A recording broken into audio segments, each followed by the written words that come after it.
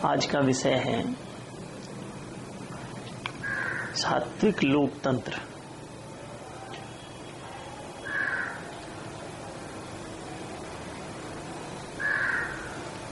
The real democracy.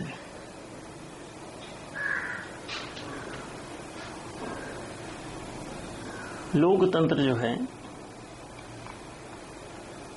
गुणात्मक दृष्टि से 3 प्रकार का हो सकता है।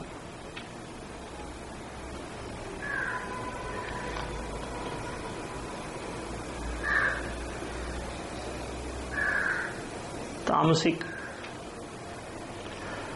राजसिक, सात्विक। क्योंकि इस दुनिया में कोई भी वस्तु 3 प्रकार की हो सकती है प्राकृतिक कारणों से। प्रकृति के 2 मूल गुण हैं और तीसरा मिश्रित गुण है। प्रकृति में 2 चीजें हैं, अंधकार, प्रकाश। और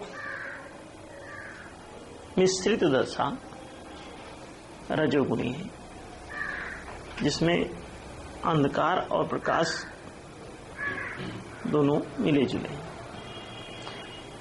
अब इनका मिलना जुलना मात्रात्मक कम ज्यादा के आधार पे रजोगुण 3 प्रकार का हो जाता है।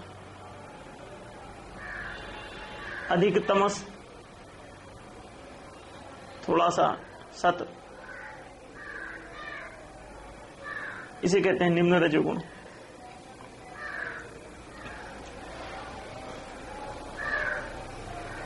तमस और सत्व ये ऐसे कुछ सममात्रा में मिले जुले हों तो ये मध्यम रजोगुण। और सत्व अधिक हो जाए और तमस न्यून हो जाए, कम हो जाए, तो उसे कहते हैं उच्च रजोगुण। तो निम्न, मध्यम, उच्च, ये 3 अवस्थाएं होंगी मिश्रण की, मिश्रित रजस की, है ना।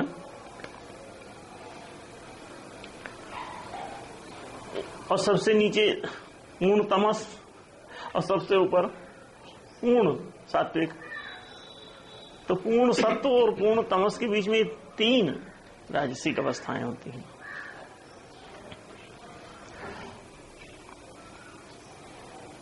तो कोई भी चीज ऐसी हो सकती है, ये साइंटिफिक बात है, ये कोई मान्यता पर आधारित नहीं, किसी हिंदू, मुस्लिम, सिख, ईसाई से इसका कोई संबंध नहीं है। प्रकाश और अंधकार का किसी मजहब से लेना देना नहीं है। ज्ञान और अज्ञान का किसी मजहब से संबंध नहीं, वो सब की कॉमन चीजें हैं। अब यहां पर तामस और सात्विक 2 बातें हुई, अंधकार और प्रकाश की। इसे अज्ञान और ज्ञान भी कह लें, इसे गलत और सही भी कह लें।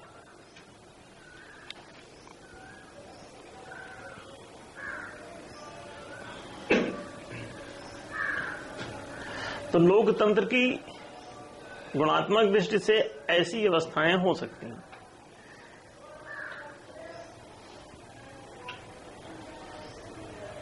इसीलिए प्रकृति को त्रिगुणमय कहते हैं। उसमें अंधकार, प्रकाश और बीच के मिश्रित 3 दशाएं ऐसी होती हैं, तामस, राजस, सात्विक। इससे लोहा, चांदी और सोना भी कहते हैं। उदाहरण के लिए तामस लोहा है, राजस चांदी है, इसलिए चांदी को रजत कहते हैं, चांदनी रात को रजनी कहते हैं, अंधेरी रात को निशा कहते हैं।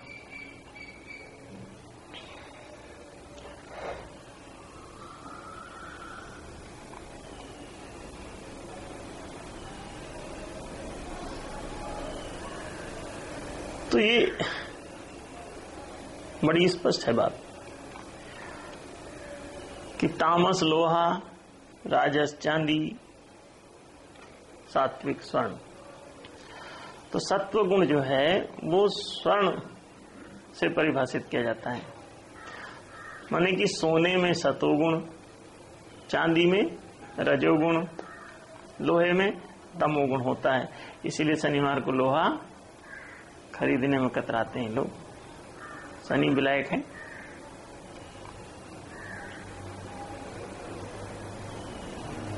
शनि ब्लैक होल जैसा है, बुझा हुआ सूर्य ही शनि है। जल के जब कोई चीज काली पड़ जाती है उसे शनि कहते हैं। शनि माने होता है बुझ गया है जो। तो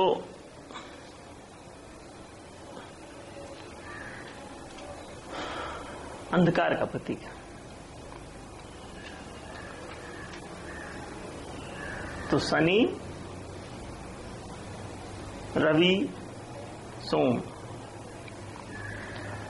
माने तामस, सात्विक, राजस। सोम माने चंद्रमा।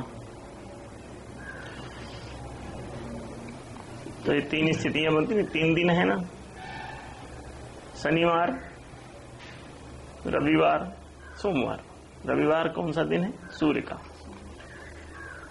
सोमवार चंद्र का, और शनिवार ही है शनि का। तो ये 3 अवस्थाएं हुई गुणों की। और चूंकि रजत की स्वयं 3 अवस्थाएं हैं,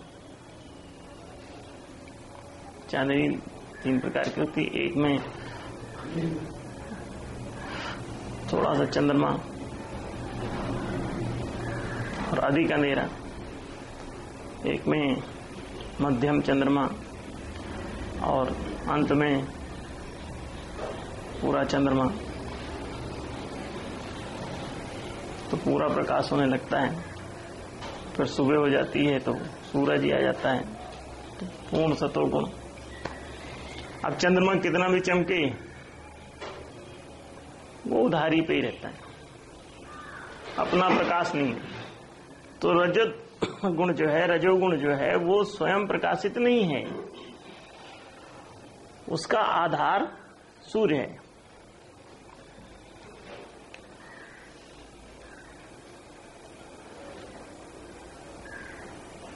उसका आधार सूर्य है। सूर्य से रिफ्लेक्ट होके किरणें आती हैं, चंद्रमा उससे चमकता है। चंद्रमा का अपना प्रकाश नहीं है, सूर्य के प्रकाश से ही चमकता है। इसलिए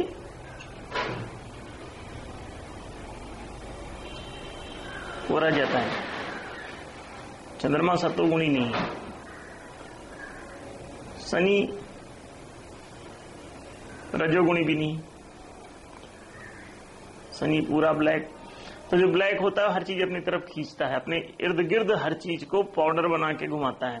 एक आंधी तूफान सा शनि का बल्ले देखा है, चारों तरफ हर चीज इर्द गिर्द से गुजरने वाली को बहुत तेजी से खींचता है अपनी तरफ और उसे चूरा करके अपने चारों तरफ लपेटता रहता है और अपना मोटापा बढ़ाता है। तो जिसमें तमोगुण होता है, मैं इन गुणों की व्याख्या इसलिए कर रहा हूं ताकि लोकतंत्र को ठीक से समझ जाएं। जिसमें तमोगुण होता है, अंधकार का गुण होता है, अज्ञान का गुण होता है, वो दूसरों की हर चीज अपनी तरफ खींचता है। हर चीज अपनी तरफ खींचता है तामसिक व्यक्ति। और तामसिक कोई सत्ता भी हो तो वही कार्य करती है।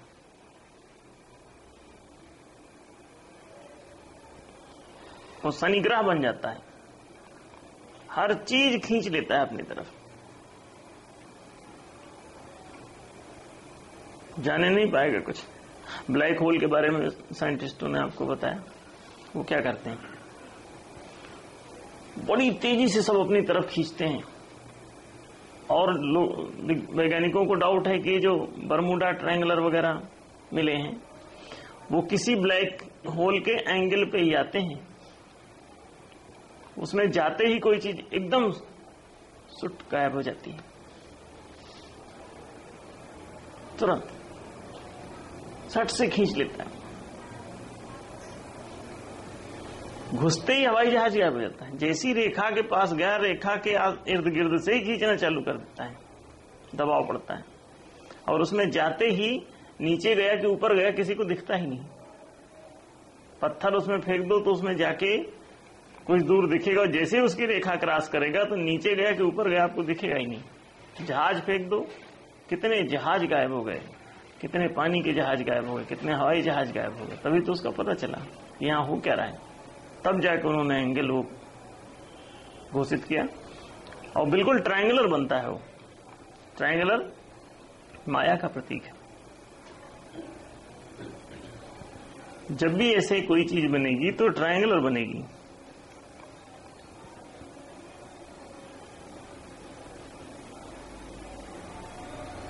वो उसे हर चीज निग्रहित कर जाएगी।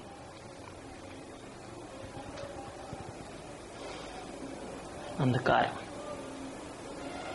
ऐसा ही है। अंधकार का खेल, तमस का खेल अपनी तरफ खींचता है।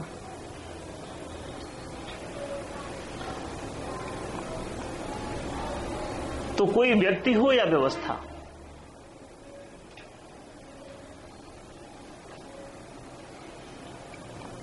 जिन गुणों पर आधारित होगी वैसा ही काम करेगी।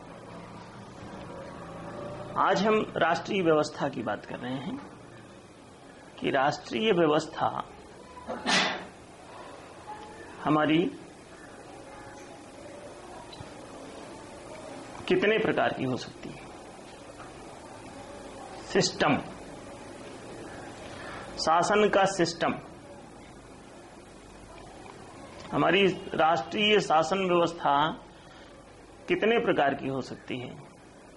हमारे लोक की तांत्रिक संरचना कितने प्रकार की हो सकती है। तंत्र माने संरचनात्मक ढांचा।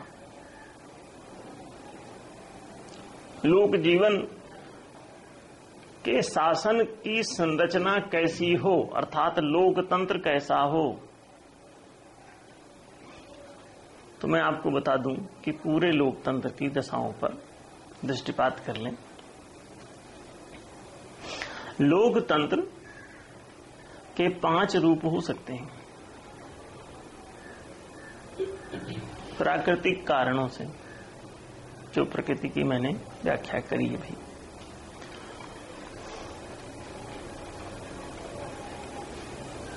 लोकतंत्र के 5 रूप हो सकते हैं, जिनमें सबसे पहला दुष्तंत्र। दुष्तंत्र को कुतंत्र भी कहते हैं।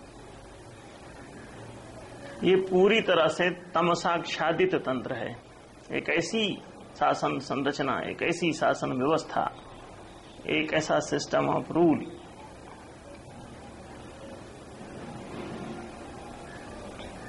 जो तमसाच्छन्न हो। उसमें दोष ही दोष होते हैं, इसलिए उसको दुष्तंत्र कहते हैं। कुत्सित होने के कारण उसे कुतंत्र भी कहते हैं।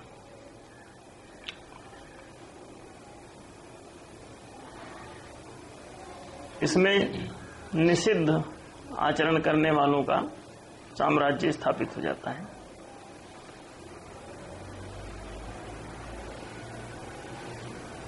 खूंखार और खतरनाक लोग शासन सत्ता हथिया लेते हैं। दूसरा है वंशतंत्र।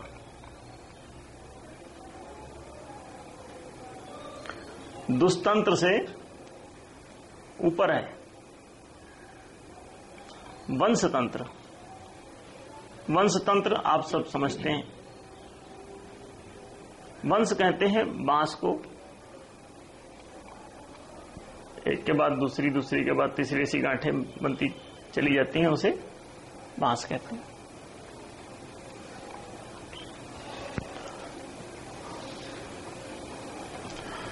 तो वंशतंत्र। वंश तंत्र का मतलब है पीढ़ी दर पीढ़ी।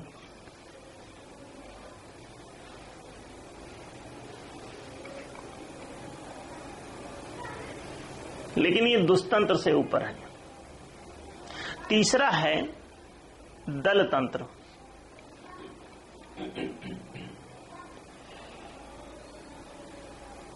ये वंश तंत्र से श्रेष्ठ है। चौथा है गणतंत्र। ये दल तंत्र से श्रेष्ठ है।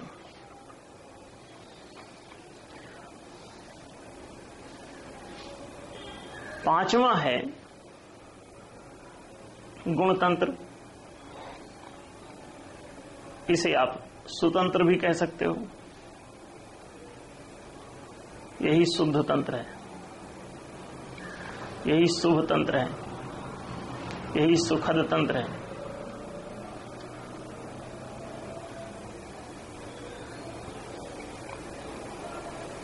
इसे ही सात्विक तंत्र कहते हैं।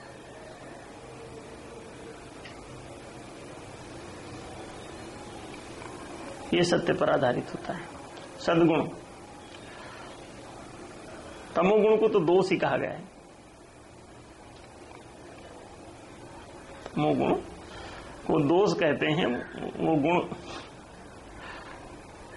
प्राकृतिक आधार पर उसे गुण की संज्ञा दी गई है, लेकिन वो दोष ही है, क्योंकि अंधकार में, अज्ञान में सारे दोष उत्पन्न होते हैं। अंधकार में चलो तो हर कदम खतरा है, ठोकर है। तो ये 5 तंत्र हुए: दुष्तंत्र, वंशतंत्र, दलतंत्र, गणतंत्र और गुणतंत्र। ये लोकतंत्र के 5 रूप हैं। इनमें से आप उदाहरण के रूप में दुनिया में सभी व्याप्त रहे हैं कभी न कभी, उसे समझ सकते हैं। लोकतंत्र, लोक माने होता है ये जगत, दृश्यमान जगत को लोक कहते हैं। लुक माने होता है देखना।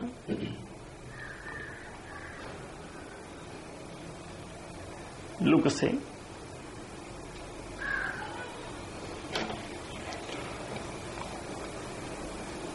लोक शब्द बना है। लोक माने होता है दृश्यमान, आलोक माने होता है प्रकाश,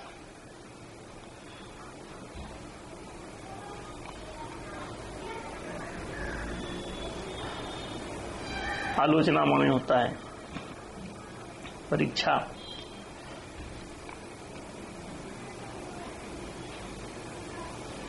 किसी चीज को जांचना, देखना, निरीक्षण करना, परीक्षण करना। अंग्रेजी का लुक शब्द इसी संस्कृत की लुक धातु से बना है, जिससे लोक शब्द बनता है। लक माने संस्कृत में माथा होता है, भाग्य।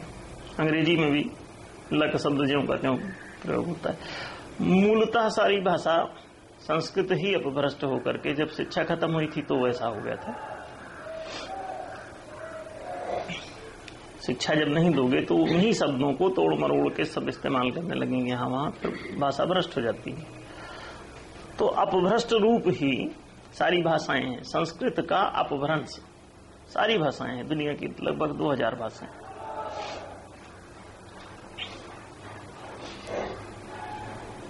तो 5 तंत्र हुए, लोकतंत्र के 5 रूप: दुष्तंत्र, वंशतंत्र, दलतंत्र, गणतंत्र, गुणतंत्र। ये कुतंत्र से सुतंत्र तक की यात्रा है। कुत्सित से सात्विक तक पहुंचने की ये यात्रा है तंत्र की। अगर आप शासन तंत्र, शासन व्यवस्था को उन्नत करना चाहते हैं तो इसमें क्रमशः ऊपर उठिए। दुष्तंत्र में सीधे सीधे गुणतंत्र नहीं आएगा, सभी लोग दूषित हो चुके होते हैं, शासन दूषित है, तो यथा राजा तथा प्रजा, वैसे ही प्रजा भी हो जाती है दुष्ट। तो दुष्टों का साम्राज्य स्थापित हो जाता है तो उसे दुष्तंत्र कहते हैं। ये कुत्सित होने के कारण कुतंत्र कहलाता है। वंशतंत्र का अभिप्राय, जो जिससे जन्मता है वही गद्दी पर बैठता चला जाए अगर, तो वंश प्रतिष्ठित हो जाएगा।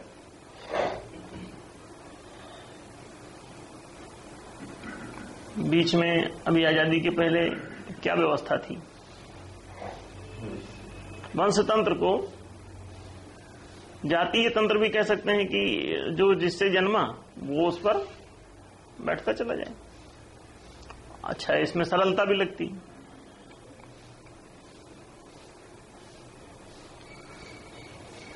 ये शरीरवादी तंत्र है, इसमें बुद्धि का कोई पुट नहीं दिखाई देता। ये बुद्धिहीनों का तंत्र है। पहला तो दुष्टों का तंत्र है, दुष्तंत्र। दूसरा, अगर ये दूषित नहीं हुए हैं तो शिक्षित भी नहीं हुए हैं, तो राजा का लड़का ही राजगद्दी पर बैठ जाता, उसी को युवराज घोषित कर देते हैं।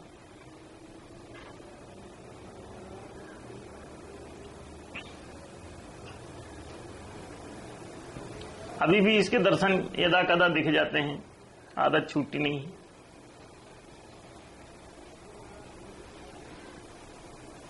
अब हमने सुना है कि राहुल को युवराज घोषित कर दिया। अब राहुल गांधी युवराज। वंशतंत्र,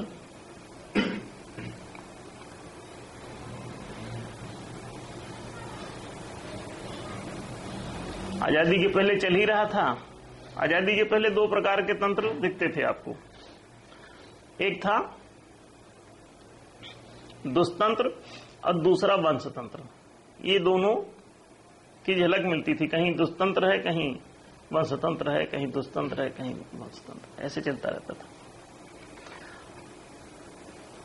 दुष्तंत्र में गारंटी नहीं है कि राजा का बेटा ही राजगद्दी पर बैठ पाएगा। वहां तो तलवार से ही फैसला होता है। जो जिस पर भारी वही बैठेगा, जो उससे भी बड़ा दुष्ट वो शासन संभाल लेगा अगला।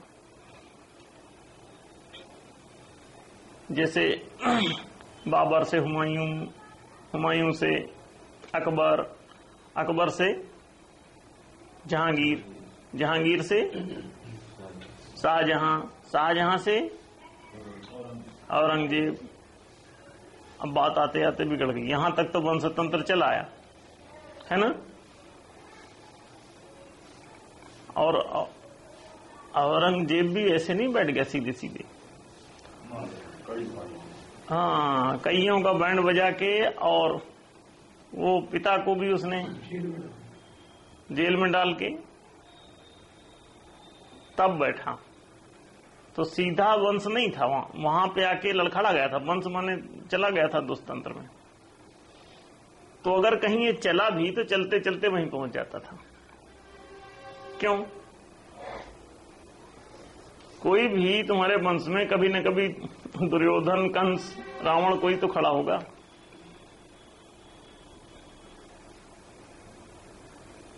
क्रूर होगा वो, बाप का भी बैंड बजा देगा। उग्रसेन को पकड़ के तहखाने में डाल के और कंस गद्दी पे बैठ गया। ये आप सबको मालूम।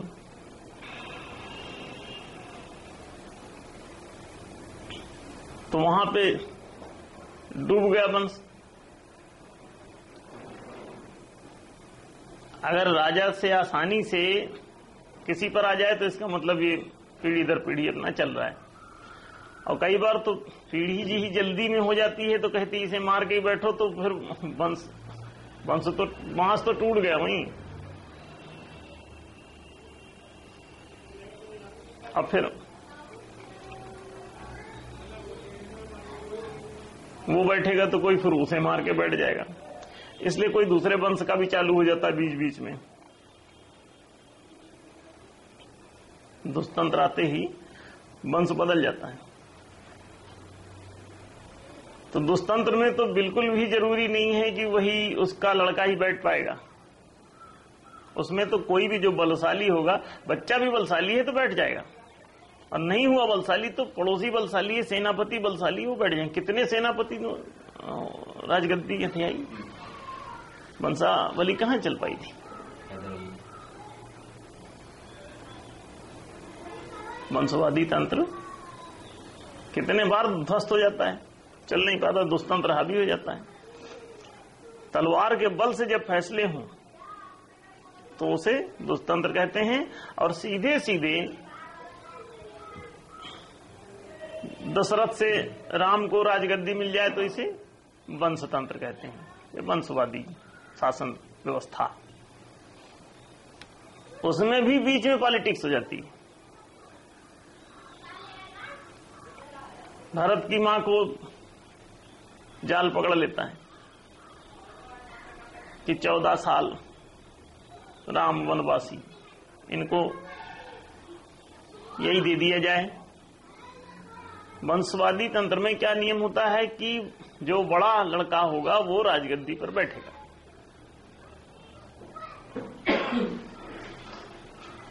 और बाकी सब उसकी आज्ञा का पालन करेंगे।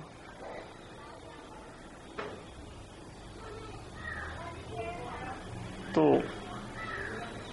बोले राम को अगर 14 साल का वनवास दे दिया जाए तो बात बन जाएगी, और भरत जो है राजगद्दी संभाल लेगा।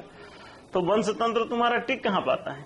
अब वो तो भरत अच्छा निकल गया, आके मंथरा को भी एक लात मारा, कुबड़ सीधा हुआ उसका, मां को भी फटकारा, और राम की खड़ाऊ उठा लाया जाके और उसे गद्दी पे रखा। बोले नहीं, मैं कोई दुष्ट आदमी थोड़ी ना हूं कि राम को धक्का मार के और मैं राजगद्दी पे बैठ जाऊं। उसने वंशवादी तंत्र की इज्जत बचा ली, नहीं तो कैकेयी ने तो बेड़ा गर्क कर ही दिया था।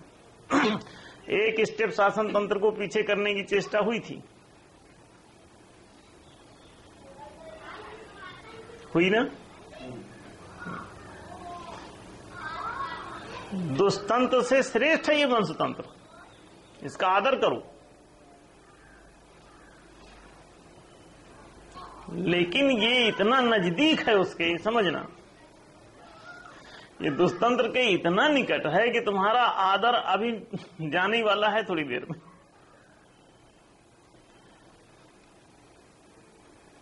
अब भी इसका बेड़ा गर्क हो जाएगा। कोई ना कोई कैकेयी खड़ी हो जाएगी, मंथरा खड़ी हो जाएगी उसे समझाने वाली कि भाई तेरे लड़के का क्या होगा।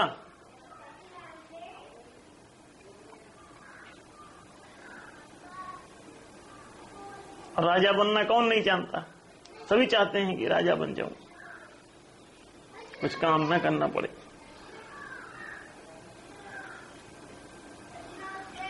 काम कौन करना चाहता है। किसी कुत्ते से पूछो कि कोई काम करोगे, सिर्फ रोटी खाओगे। बंदर से पूछो कोई काम करो, ये तो किसी आदमी के फेर में पड़ गए तो उसने कुछ ड्यूटी ले ली। बंदर से कहा नाचो, कमाची बजा बजा के पीठ पर नाचना सिखाता है वो, तब वो नाचता है, तब कुछ पैसे मिलते हैं। नहीं तो बंदर नाचने के लिए तैयार नहीं है कि चलो अमिताभ बच्चन हो जाए, जाके अपना डांस दिखाए और पैसा कमाए। किसी बंदर से पूछो सलमान खान बनोगे, बुरा मान जाता है। सलमान खान लोग क्यों नाच रहे हैं? क्योंकि वो काम करने के लिए राजी हैं, कमा के खाएंगे, ऐसा उनका कहना है।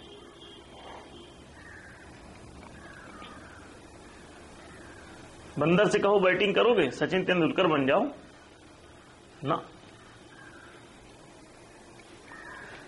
भाग के पेड़ पे चढ़ जाएगा, फील्ड में बैट लेके नहीं उतरेगा। कि पैड ऐड बांध के और जुड़ जाए, छक्के चौके लगाए। वो तो आदमी के ही किसी झमेले में फंस जाए तब आदमी कुछ काम करा सकता है उससे। बैल से आदमी काम ले लेता है, खेत जुतवा देता है।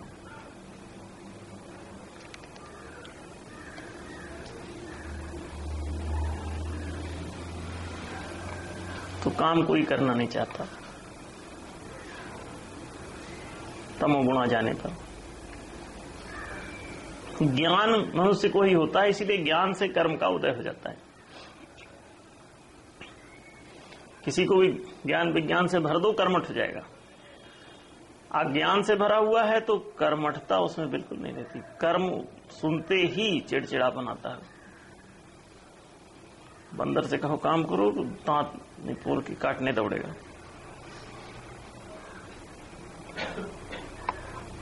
किसी भी अनपढ़ को बोलो काम करोगे, एकदम बुरा मानता है। भूख बहुत जोर की लगी हो तो चाहे जो समझौता करना पड़ जाए उसको, अन्यथा हिल नहीं सकता। अब मनुष्य की सृष्टि तो कर्म प्रधान है। कर्म प्रधान विश्व करी राखा, अजो जस कीन सो तस फल चाखा।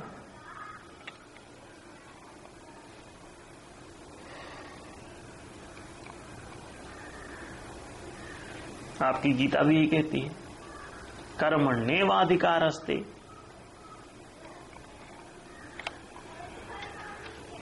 कर्म का तुम्हें अधिकार प्राप्त हो गया है।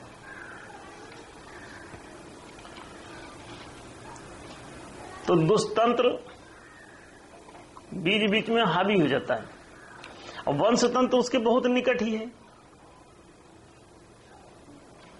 जब केवल शारीरिक संपदा आपके पास होती है तो वंशतंत्र ही रहेगा। या तो स्कूल जाओ, मानसिक विकास करो, बौद्धिक संपदा भी अर्जित करो। अगर स्कूल नहीं गए तो वंशतंत्र चलेगा।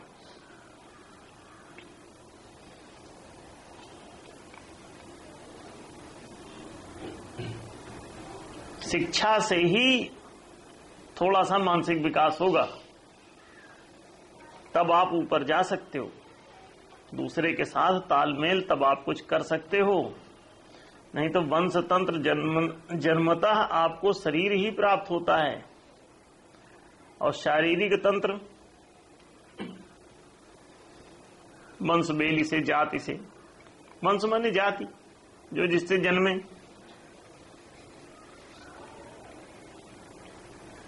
जो जिससे जन्मे वो वही बैठता चला जाए हर काम पर, हर पद पर। कि उपाध्याय का लड़का उपाध्याय, ये वंश पीढ़ी, वंशवाद हुआ ना।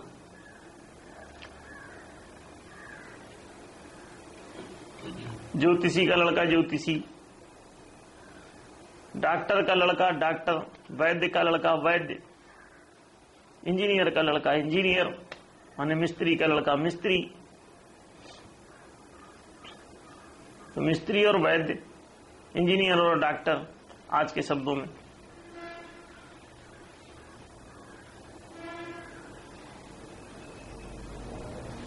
तो जो जिसका बच्चा वो उसी गद्दी को संभाल ले तो इसे कहते हैं वंशवादी तंत्र, जातिवादी तंत्र। तो देखो अभी तक आप लोग कितनी तरक्की किए थे। तरक्की नहीं, अरे दुष्तंत्र से आप वंशतंत्र तक चढ़ गए।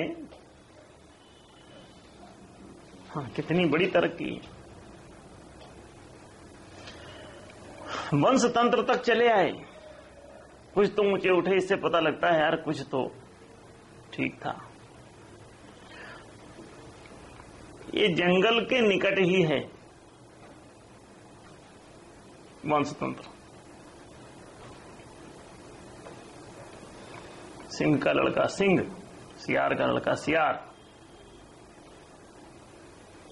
हाथी का लड़का हाथी, उसी पद पर प्रतिष्ठित हो जाता है। सब चीजें ज्यों के त्यों से प्राप्त हो जाती हैं। सारी संपदा उसकी तुरंत हो जाती। अगर आप थोड़ा सा मानसिक रूप से विकसित हुए तो वंश तंत्र टिकेगा नहीं। फिर या तो स्कूल सब गिरा दो। अगर आपने स्कूल खोला तो जानते हैं क्या होने वाला है।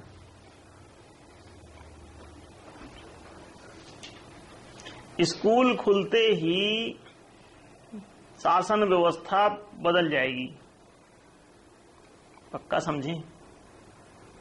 वंश तंत्र टूट जाएगा, अखाड़े खुदने बंद हो जाएंगे। या तो स्कूल चला लो या अखाड़े चला लो, दो में एक ही चलेंगे।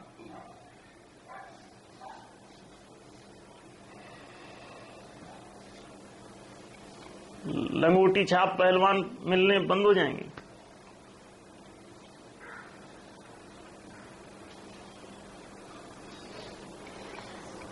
बहुत कम हो जाएंगे। समाज में चारों तरफ अखाड़े थे पहले,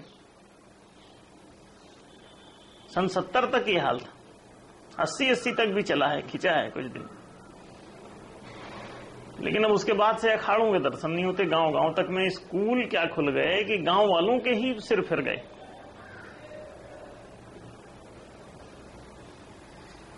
वंशवादी शासन भी खत्म हो गया। घरों घरों में ऊंची जाति के तथाकथित लोगों के घर में कोई दर्जी का काम करने लगा, कोई नाई का काम करने लगा, कोई किराने का काम करने लगा, कोई धोबी का काम करने लगा। वो सब जुड़ गए।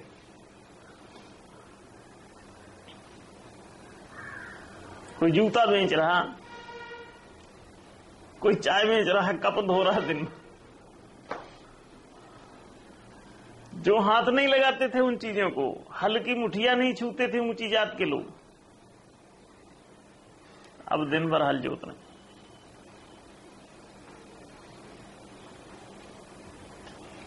स्कूल आपने क्या खोल दिया कि आपने उनकी दुर्गति कर दी। जो समझदार लोग हैं वो स्कूल बंद करने पर बिल्कुल जुटे रहते हैं, या कहते हैं कि ऐसे मार्कशीट ले लो, सीधे सीधे नाटक न करो। यूपी में सबसे ज्यादा मार्कशीट बिकती है। 90% नकली स्कूल। यूपी हो गया, बिहार हो गया। क्यों? वो जानते हैं रहस्य। यदि विद्यालय को आपने अच्छा किया, मजबूत बनाया, कागजी कार्यवाही हुई, लिखा पढ़ी चालू हुई, तो बस वहीं से वंशवाद समाप्त हो जाएगा, जातिवाद समाप्त हो जाएगा। अशिक्षितों के बीच में ही जातिवाद ठहरता है, शिक्षितों के समाज में नहीं।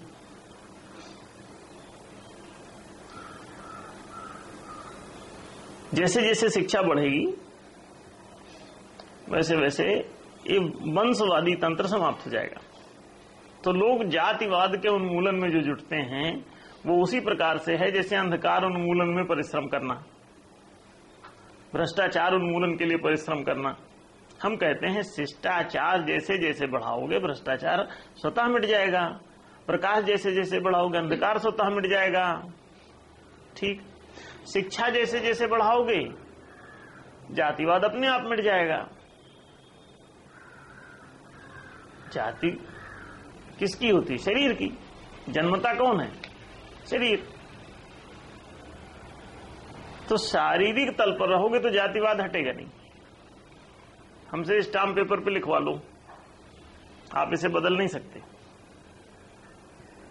यदि आपने मानसिक विकास नहीं किया तो आप वंशवादी तंत्र समाप्त नहीं कर सकते हो। वंशवादी तंत्र शासन तंत्र ही नहीं होता। घर घर, सब जगह, हर कार्य में, हर गद्दी पर, सेठ की गद्दी पर भी जातिवाद ही बैठेगा। और सेठ के लड़के की व्यवस्था है कि उसी पर बैठे, क्योंकि बचपन से वही देखा है, वही सुना है, वही ज्ञान है, स्कूल गया नहीं है। तो बड़े होके उसी पर बैठना उसकी व्यवस्था भी है, मजबूरी है। वो करे क्या? गलती उसकी नहीं, गलती ये शासन के संरचनात्मक ढांचे की है, समाज व्यवस्था की संरचना का दोष है वो। जिसने शिक्षा को मूल में रखा ही नहीं।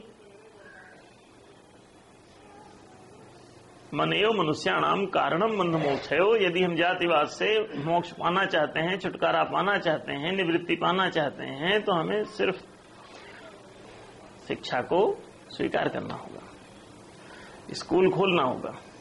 स्कूल खुलते ही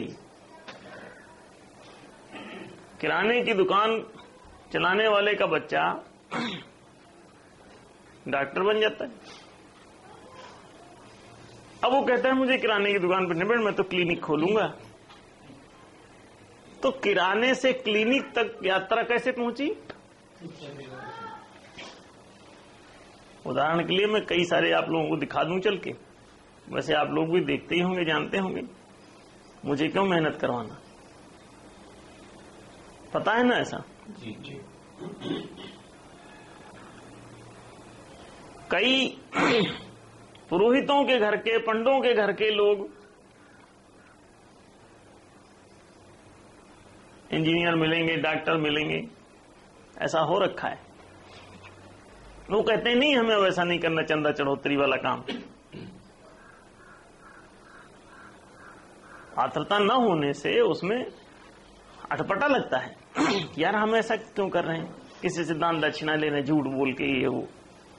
वास्तव में तो कुछ उसका अंतर मंत्र का कुछ ज्ञान है नहीं, जबरदस्ती उसको टंट घंट करा रहे हैं, यहाँ चढ़ा 51, वहां चढ़ा 101, ये सब कर। तो बच्चा घबरा जाता, बच्चा कहते इसमें कोई दम दिखाई नहीं देता बात में। कहता है उसे कुछ पता भी नहीं है क्या सब है, क्या देवी, क्या देवता, क्या भगवान, क्या परमात्मा, कहां अल्लाह, कहां यहोवा। पैसा चढ़ाओ, कहां हनुमान, क्या खुद भी डर रहा है हनुमान से। पुजारी बना के बैठा दिया उसको जात के कारण। वो बच्चा खुद कांप रहा कि ये खुद नहीं जानता है हनुमान होता किस मिट्टी का बना हुआ, कौन सी चिड़िया का नाम हनुमान है। जो जानता नहीं उसे भय लगता है, तो डर के मारे ही वहां करता है, लेकिन मजबूर है कि कोई दूसरा धंधा सीखा भी नहीं। अगर इंजीनियरिंग कर लेता तो क्यों हनुमान जी का पुजारी बन के बैठना पड़ता मंदिर में, दिन भर लड्डू खाना और पेट यूं बढ़ा लेना। कई हनुमान जी के मंदिरों हमने देखा पुजारी लड्डू खा के इतना बड़ा पेट हो गया उसका।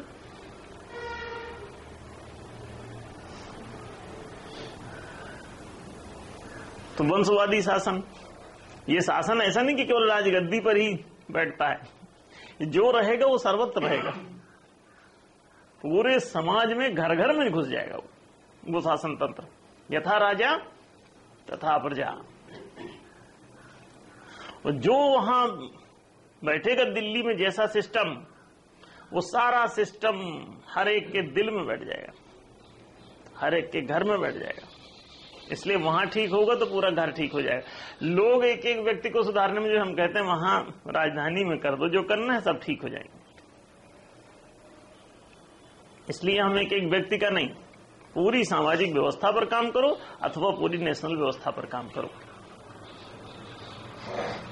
नेशनल सिस्टम ठीक कर दो सब ठीक हो जाएगा, सोशल सिस्टम ठीक कर दो तो भी सब ठीक हो जाएगा। ये सोसाइटी और नेशन ये दोनों पर्याय शब्द हैं, बहुत भेद नहीं।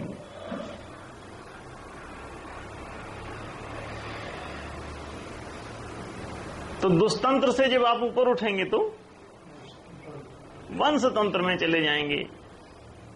मतलब मार काट के गद्दी पर बैठना अगर छोड़ेंगे कि चलो राजा साहब का जो बड़ा लड़का है उसी को गद्दी पर बैठ जाने तो क्यों कत्ल करके बैठना। तो तरक्की हुई, एक पाप छोड़ा तो थोड़ी सी ऊंचाई उठी कि राजा दशरथ के बाद भगवान श्री राम को गद्दी पर स्वीकार कर लिया। लेकिन जोर पड़ गया था उसमें भी, नहीं पड़ गया।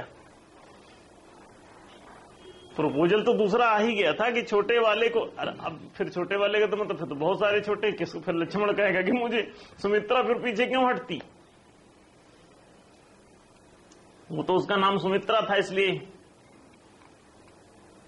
सहन कर गई कि रहने दो भाई, अब हमारे लड़के की क्या गद्दी, जाने दो। और वैसे वो राम का भक्त है। कैकेयी ने तो वंश तंत्र का गला घोट ही दिया था।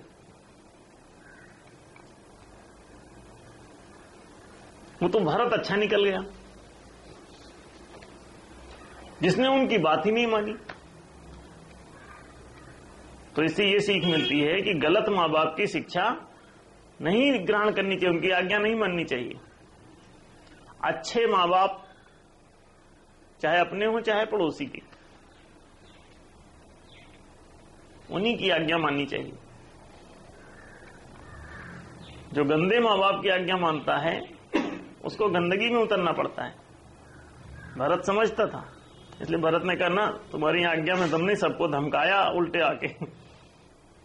अब बोली ये क्या कर दिया, वो था नहीं, ननिहाल चला गया, बीच में खेल हो गया। तो वंशवादी जो तंत्र है, इसीलिए मैंने कहा एक बारीक सी रेखा है दुष्तंत्र और वंश तंत्र में। बारीक सी रेखा है, कभी ये अल्टा पलटा खा जाए कोई भरोसा नहीं। उग्रसेन की वंशावली चली आ रही सीधे सीधे, ठीक।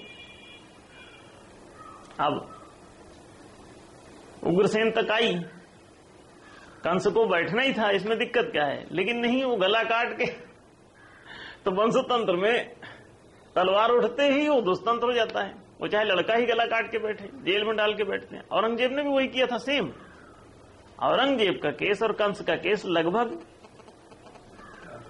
उस कहानी से ये वाली कहानी टैली करती।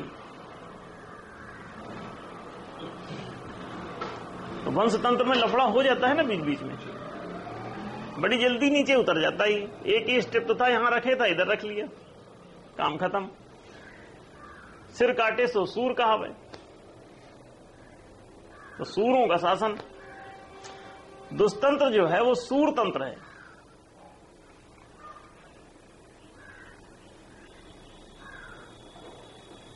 अंधा बिल्कुल आदमी कब्जा कर लेता है। धृतराष्ट्र यदि अंधा हो, सारा महाभारत मच जाता है।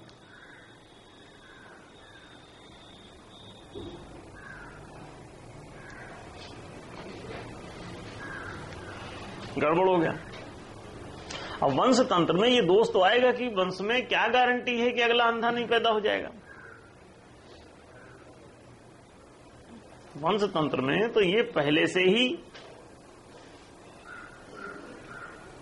स्पष्ट ही है, पूर्वापेक्षित है कि ऐसा हो सकता है।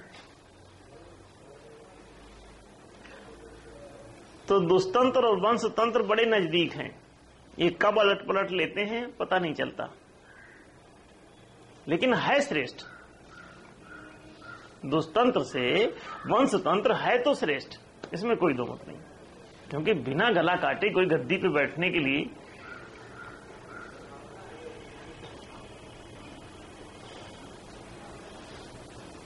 आ जाए और स्वीकार हो जाए प्रजा को बिना तलवारबाजी के, तो ये थोड़ी सभ्यता का लक्षण नहीं दिखता कि कुछ तो सभ्य हुआ भाई। वरीयता क्रम में लगता है घुस गया कुछ।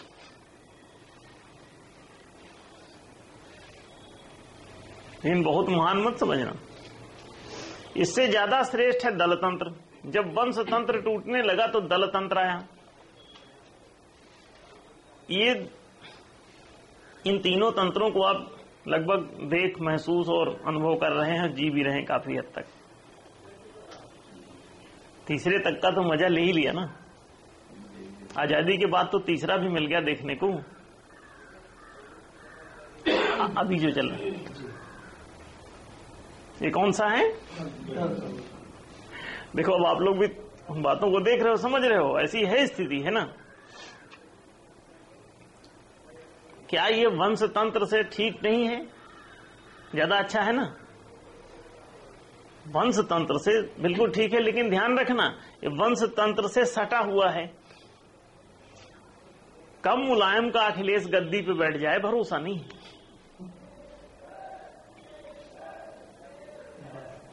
कब नेहरू की इंदिरा गद्दी संभाल ले कुछ पक्का नहीं कह सकते। वंशतंत्र बहुत नजदीक है। राजेश पायलट का सचिन पायलट, माधवराव का ज्योतिरादित्य, देखते जाओ। सुनील दत्त की प्रिया दत्त, नेहरू से इंदिरा, इंदिरा से राजीव, राजीव से राहुल। आ रही गाड़ी? अब अगले भी तैयार हो रहे होंगे नीचे।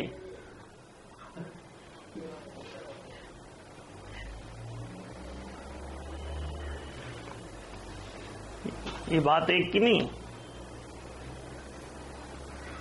आडवाणी से प्रतिभा आडवाणी आ जाएंगे, धीरे धीरे आएंगे, क्रम से आएंगे।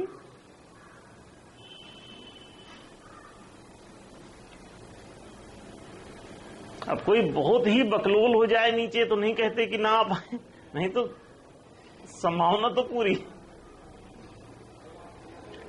एकदम ही कोई बहुत मूड हो, ना चल पाए, लालू यादव के पीछे ऐसे चलते चले जाएंगे सब। और कई तो पूरा खानदान समेत ही चल पड़ते हैं।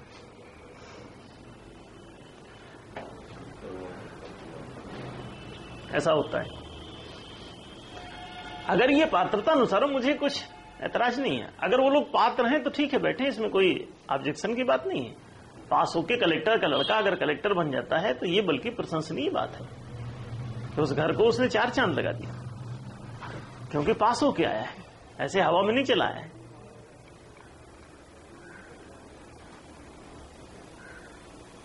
पात्रता अनुसार पहले पात्रता की घोषणा हो और फिर उस पात्रता का परीक्षण हो सार्वजनिक रूप से, और सबको कंपटीशन में बाकायदा उस पात्रता में बाकी सबसे श्रेष्ठ सिद्ध हो जाए। वो खुली प्रतियोगिता होनी चाहिए, तलवारबाजी से नहीं। और अगर पात्रता साबित कर देता है और आगे आता है, वेलकम। लेकिन वो बात तो फिर थोड़ी आगे की है। वंश तंत्र से श्रेष्ठ है दल तंत्र। जितना श्रेष्ठ दुष्तंत्र से वंश तंत्र है, उतना ही श्रेष्ठ वंश तंत्र से दल तंत्र है। तो थोड़ा सा और अच्छा हो जाएगा, समाज थोड़ी और तरक्की कर जाएगा, थोड़ी सी और कुछ सड़कें बन जाएंगी, 2-4 और विद्यालय कुछ खुल जाएंगे, कुछ और अच्छे काम होने लगेंगे। ये जैसे जैसे शासन का उद्धार होगा, वैसे वैसे समाज का उद्धार होगा। शासन का उद्धार ही समाज का उद्धार है, सरकार का उद्धार ही राष्ट्र का उद्धार है। ऐसा ही है। तो तीसरा है दल तंत्र। इसका अर्थ आप सभी लोग समझ रहे होंगे। दल माने होता है कोई भी समूह।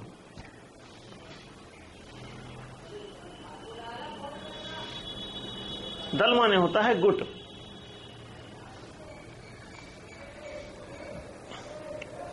कई वंशों का मिला जुला समूह या गुट, जिसमें कई वंश शामिल हो जाएं। नेहरू वंश भी शामिल हो, सिंधिया वंश भी शामिल हो, दूसरे तमाम वंश शामिल हो, अर्जुन सिंह की वंशावली शामिल हो, वीपी सिंह की वंशावली शामिल हो। ये सब पहले वंशवादी सारे राजा थे, और बाद में फिर दल में सभी वंश लोग मिलकर के एकत्रित हो गए। कई वंशों का जोड़ ही दल है, गुट है। फिर ये गुट बनाने लगते हैं, ऐसे कांग्रेसी गुट, भाजपाई गुट, बसपाई गुट, सपाई गुट, ऐसे गुट बन रहे हैं। तो ये दलवादी शासन है, गुटवादी शासन है। इसमें खूब गुटबाजी चलती है, और फिर इन गुटों में भी कुछ गुट तैयार होने लगते हैं। अटल गुट, आडवाणी गुट, अर्जुन सिंह गुट, शरद पवार गुट, संगमा गुट। इनके भीतर भी, गुट के अंदर भी फूट पड़ जाती।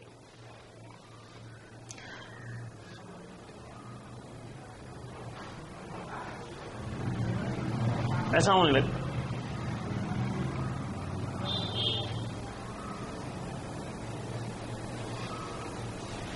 तो दल तंत्र वंश तंत्र से अधिक श्रेष्ठ है, जिसमें कई वंश लोग आपसी समझौता करके पढ़ लिख गए हैं तो बातचीत शुरू हो जाती है। वंश तंत्र में तो शिक्षा का कोई मूल्य है नहीं, वहां बातचीत से फैसले नहीं होते, वहां तो कुश्ती से होते हैं, अखाड़े से। जो जिसको पटक दे वही राजा। ज्यादा से ज्यादा हर फैसला अखाड़े से हो जाएगा, चलो आ जाओ लड़ लो, लड़ लिए, अब तुम्हारा वंश कल से चालू, जीत गए कोई बात नहीं।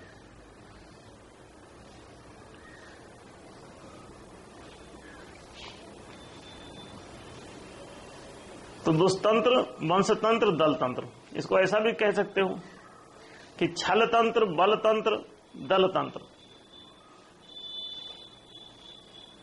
तो छल बल दल से ये तीनों चले। वंशतंत्र वही टिक पाता था जो ज्यादा बलशाली रहता था, नहीं तो दूसरे का वंश तुरंत चल। लोधी वंश सुना था ना, कितनों का वंश आप जानते हैं। गुप्त वंश का शासन बहुत दिनों तक टिका रहा। चंद्रगुप्त, फलावगुप्त, समुद्रगुप्त, पता नहीं कौन कौन से गुप्त वंश का शासन चलता रहा। लोधी वंश का शासन चलता रहा, मुगल वंश का शासन चलता रहा, एक गुलाम वंश चला। तो अब आप देखो, इतिहास में उठा के देखो तो आपको मिलता है ना वंशवादी शासन। फिर अगर शिक्षा किसी कारण से खुलना शुरू हो गई, कुछ स्कूल चले, तो देखो भाई वंशवादी शासन मिट जाएगा। या तो विद्यालय मिटाओ, अगर वंशवादी शासन की रक्षा करनी है तो विद्यालय मिटाना होगा, किताबें जलानी होगी,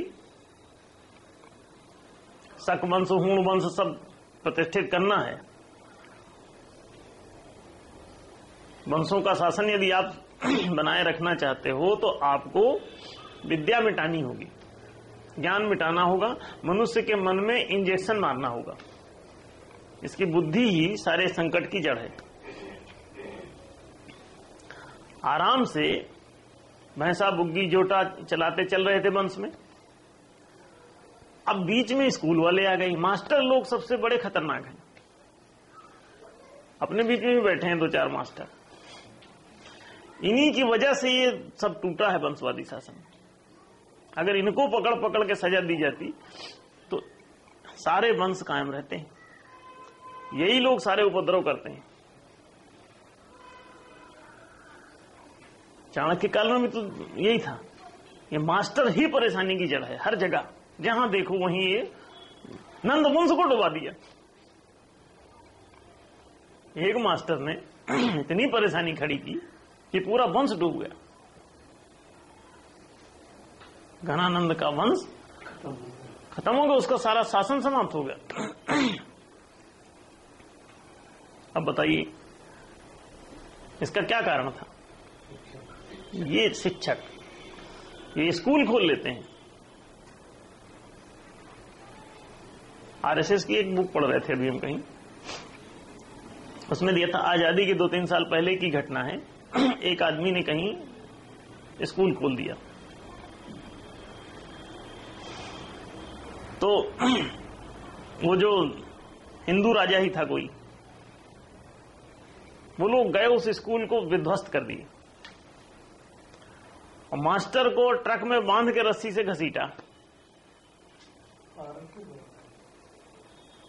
आरएसएस की बुक में पढ़ा मैंने। तो उसको घसीटते चले जा रहे थे उसको। तो एक उसकी विद्यार्थी लड़की थी ग्रामीण, वो घास काट रही थी हंसिया लेके। तो उसने देखा अरे मास्टर जी को ट्रक में कोई घसीट रहे, दौड़ते दौड़ते गई और रस्सा हंसिया से काट डाला। मास्टर जी रह गए, लेकिन रस्सी काटते काटते सिपाही ट्रक में बैठे थे, उन्होंने देख लिया, उन्होंने उस लड़की को गोली मार दी। लड़की मर गई लेकिन मास्टर बच गया, मास्टर भाग गया।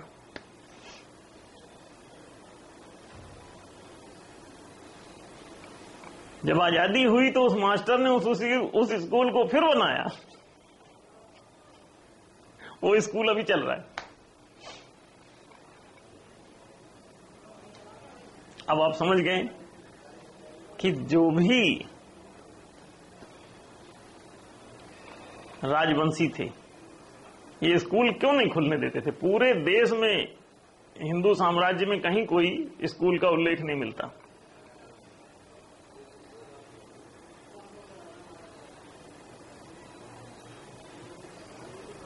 नालंदा तक्षशिला आप सोचते हैं हिंदू विश्वविद्यालय, ना ना, ये बौद्ध विश्वविद्यालय।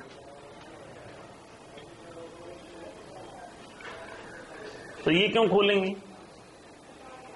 और ये ना सोचना कि वो लोगों को पढ़ाने के लिए खोला था उन्होंने, वो तो अपना बौद्ध शास्त्र पढ़ाने और अपना धर्म का प्रचार और अपने राज्य को कायम करने के लिए उन लोगों ने खोला था।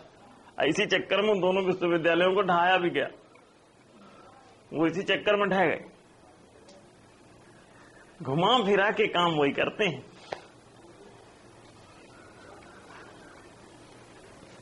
काम तो वही करेंगे। स्कूल सबसे बड़ी समस्या है इस दुनिया की, मानव समाज में। यदि स्कूल खुला, अब आपने विद्यारंभ संस्कार किया, विद्यारंभ खतरनाक है। विद्या को प्रारंभ मत करो अगर राजवंश कायम रखना है। रानी झांसी लक्ष्मीबाई के राज्य में कहीं कोई कौन पढ़ा था कुछ समझ में। सीरियल चल रहा, देखो बातचीत का स्तर, स्टैंडर्ड क्या है। ये भी नहीं लगता कहीं की भाषा ही पढ़ाई जाती हो पूरे राज्य में।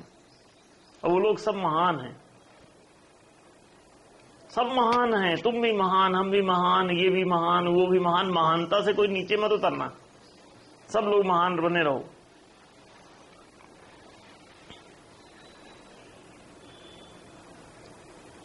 राजकोष की लूट है, लूट सके सो लूट।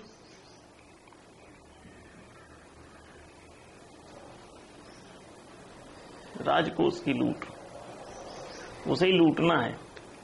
मारो काटो लूटो, जो जितना लूट ले उतना बड़ा महान। अंग्रेज आए, वो लूटने लग गए। वो लोग सोचे अब ये लूट लेंगे राजकोष, तो वो लड़ गए बहादुरी से और पूरे देश में प्रचार कराया गया कि सब देखो कितने महान हैं। अंग्रेजों से लोहा लिया,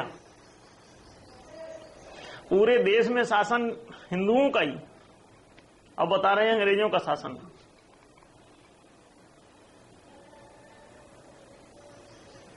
पांच 534 रियासतों के डंडे झंडे वहां लगे हैं लाइब्रेरी में संसद की। जाओ देखो, उसमें पता करो कि कितने अंग्रेजों का राज्य है। आंखें फटी की फटी रह जाएंगी। सारे राजा हिंदू हैं मैक्सिमम, मैक्सिमम। कुछ एक ही दूसरी जाति के होंगे।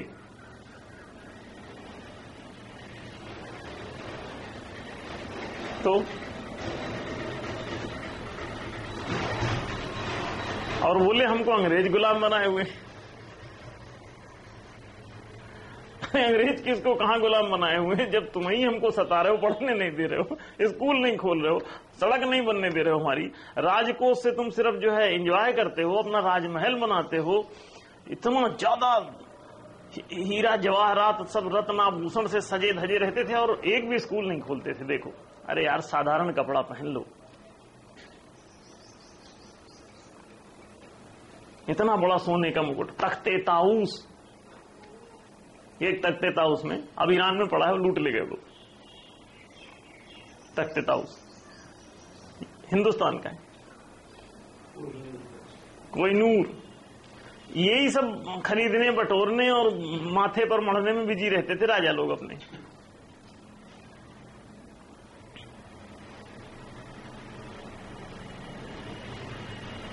तो दल तंत्री आए, उन्होंने वंश तंत्रियों के दांत खट्टे कर दिए।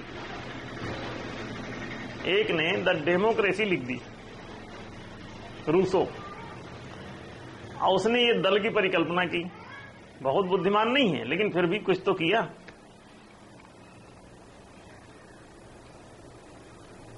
कम से कम इस वंश कोश को उसने दल कोश तो बनाया। अब ये एक वंश का कोश नहीं, कई वंश लोग मिलकर खाएंगे भाई इसे। कुछ तो बुद्धि लड़ाई उसने।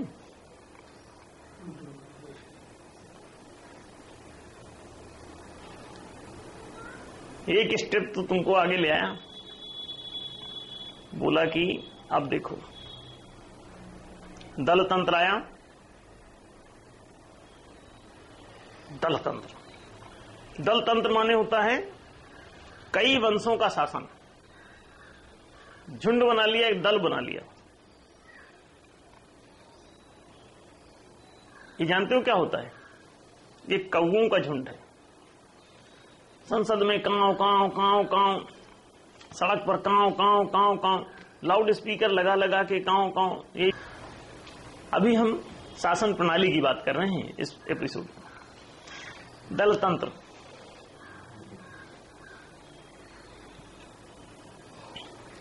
दल तंत्र जो है वो वंश तंत्र से श्रेष्ठ है। इसमें क्या है? गुटों के आधार पर फैसला होता है। आप सोचते हैं मतों के आधार पर होता है?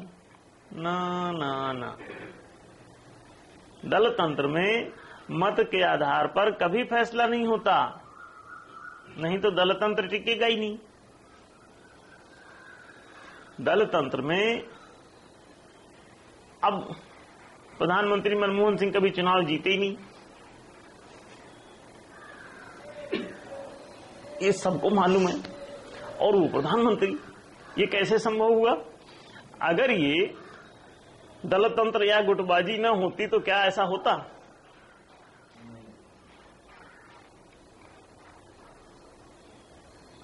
वोट मिले ना मिले, मत के आधार पर फैसला होना ही नहीं है। सब चले जाओ, जिसको मर्जी उसको बना दिया।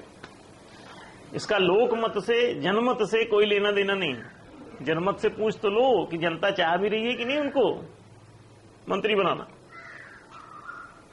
ना बस बना दिया उठा के। तो उस शासन प्रणाली में ये सब दोष हैं, साफ साफ दिखाई दे रहे हैं। जिसको 10% वोट मिले हैं वो भी वहां सत्ताधीश हो जाता है। 5% वाला भी बन सकता है, 15% वाला बन सकता है, 25% वाला बन सकता है, अगर ये लोकमत के आधार पर बहुमत सिद्ध करके बनता है।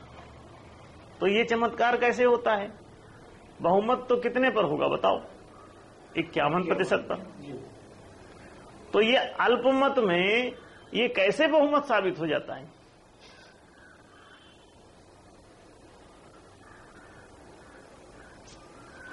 मान लो 1 लाख आदमी किसी शहर में रहते हैं, उसमें आपने लोकमत की जांच की, लोकमत पढ़ा, एक आदमी को 5 वोट मिले, एक आदमी को 10 वोट मिले, एक को 5,000, एक को 10,000, एक को 20,000, एक को 25,000, ऐसे 1 लाख खत्म हो गए। तो पता चला जिसको 25,000 मिल गए थे वो सबसे ज्यादा बैठा। तो बोले यही बहुमत है। ये बहुमत कहां हुआ? ये तो अल्पमत हुआ। लोग तो 1 लाख हैं, तो 25,000 में बहुमत कैसे साबित हुआ? क्या ये संभव है? 1 लाख वोटर हैं और 25,000 पाने वाला जो है वो संसद में बैठा है। तो 75% लोगों के भाग्य के विरुद्ध ये फैसला होगा। और 75% मतलब एक गुट विशेष के जरिए ही ये काम हो जाएगा। इतने वोट तो खरीद भी लेते हैं।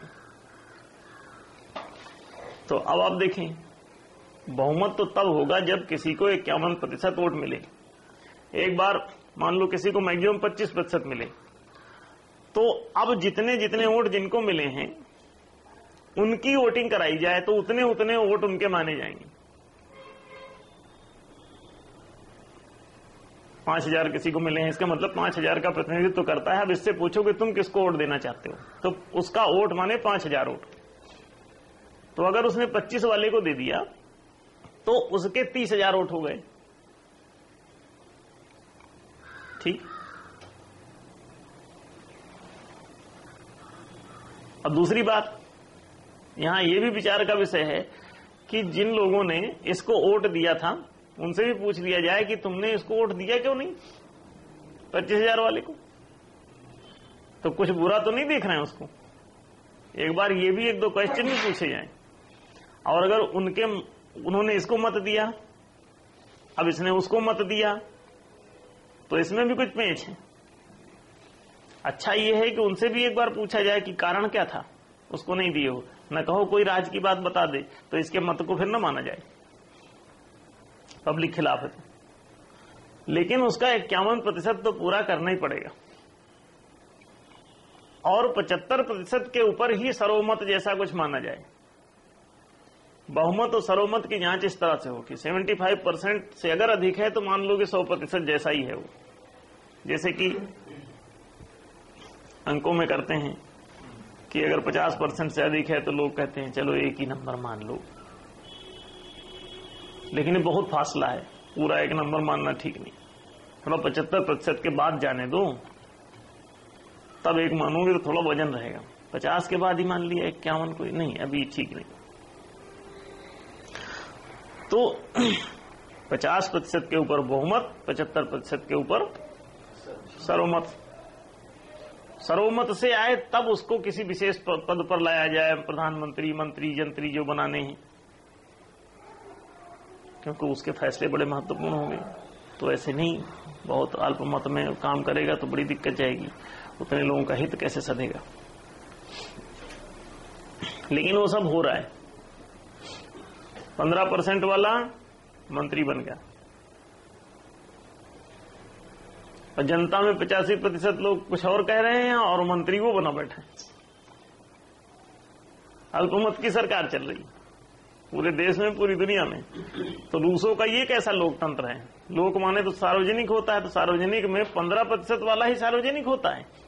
तो लोकतंत्र है कि अल्पतंत्र है? ऐसा नहीं, इसमें लोकमत सिद्ध नहीं हो रहा।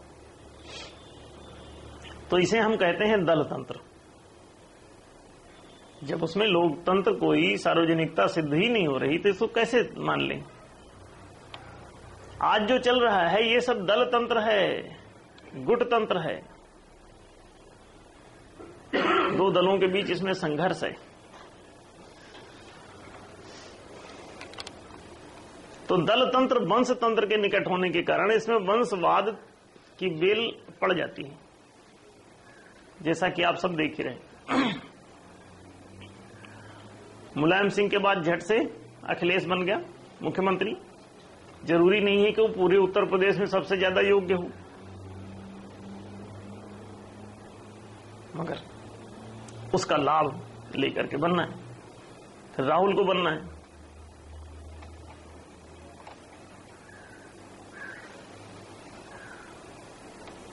सब एक दूसरे के पीछे ऐसे ऐसे ऐसे ऐसे बनते रहेंगे। दलतंत्र से श्रेष्ठ है गणतंत्र। दल और गण में फर्क है। गणना के आधार पर, गुट के आधार पर नहीं, गणना के आधार पर जो भी बात हमने कही कि कम से कम 51% तो रखो तो ये गणतंत्र होगा।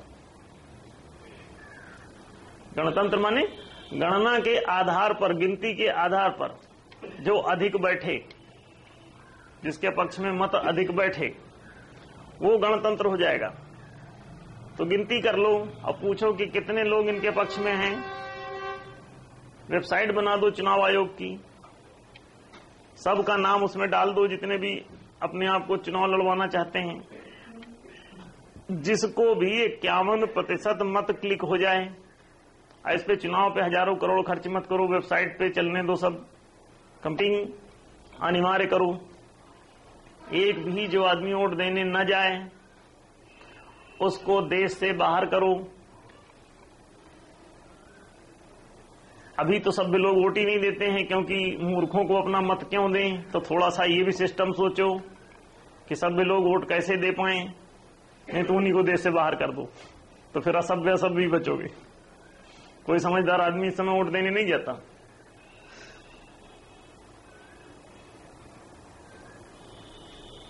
तो बहुत बुद्धिमान है, वो कहता है यार इनको किसको वोट दे, मनीष सिसोदिया से एक ने पूछा, ये गए थे कि भ्रष्टाचारियों को वोट मत दो, प्रचार किया अभी पूरे पिछले चुनाव में पूरे देश में। तो एक आदमी खड़ा हो गया, वो इन्हीं का सदस्य था।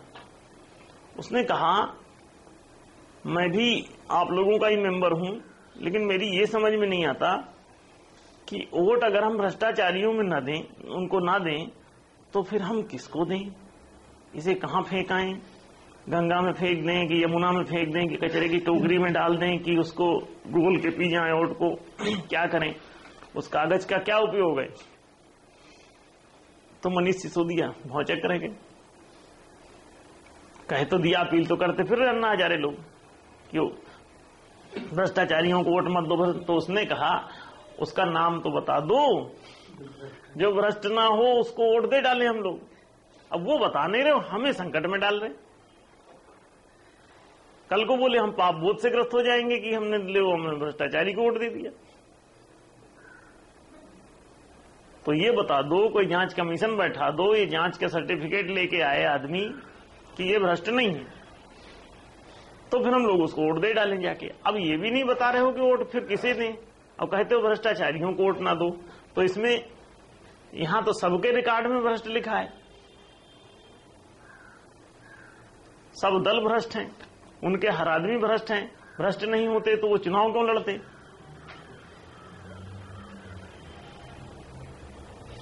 कोई आदमी जाके कहे कि हमको वोट दो, इससे क्या सिद्ध हुआ कि भ्रष्ट नहीं है?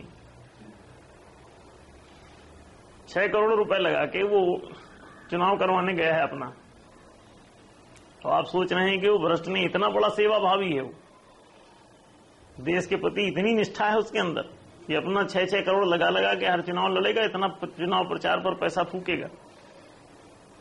एक पैसा तो कोई स्कूल बनाने के लिए दे नहीं रहा कहीं। 6 करोड़ में तो अच्छे खासे स्कूल बन जाए, सारे नेता जितने चुनाव लड़ते हैं इतने में तो पूरे देश की शिक्षा व्यवस्था सब ठीक हो जाए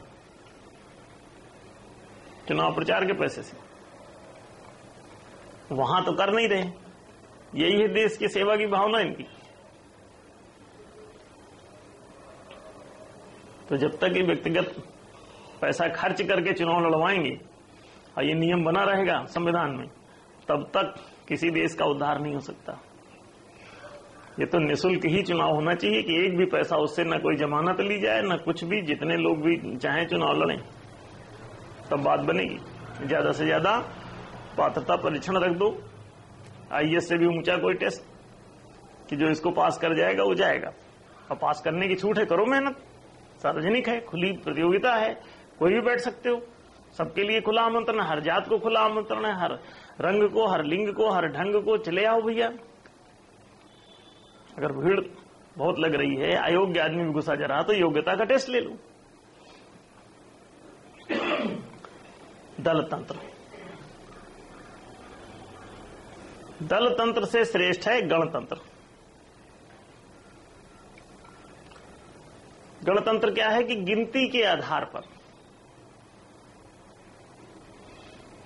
कि कितने अधिक वोट आपको मिलते हैं, बहुमत या सर्वमत 51% या 75% से ऊपर, तो वही सांसद अथवा मंत्री बनेगा।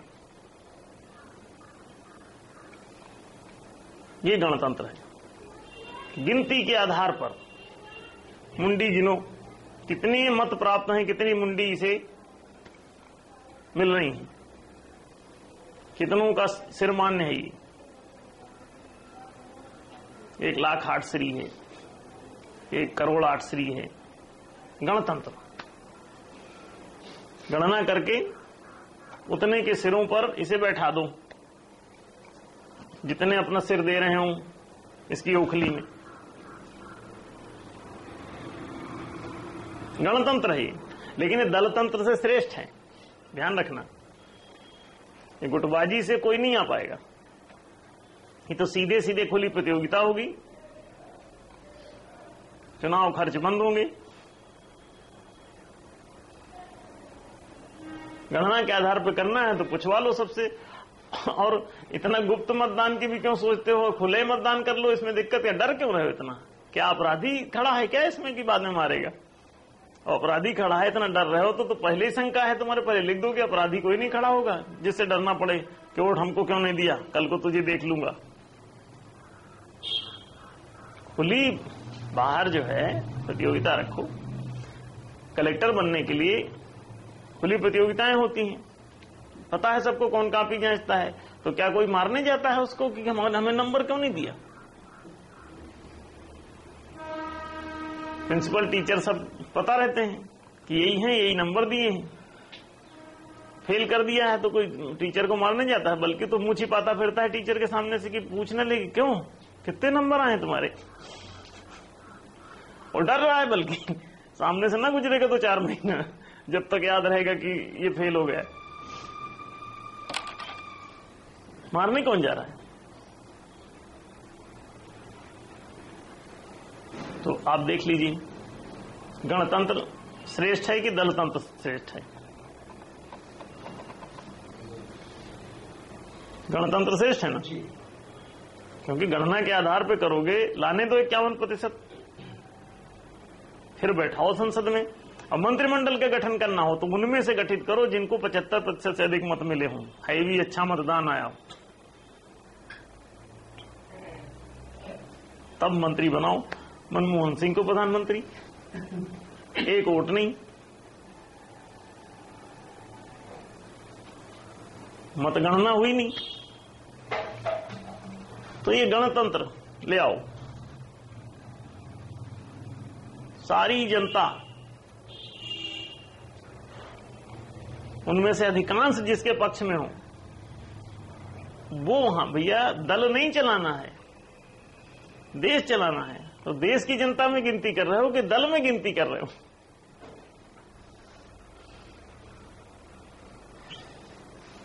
दल से नहीं, गण से।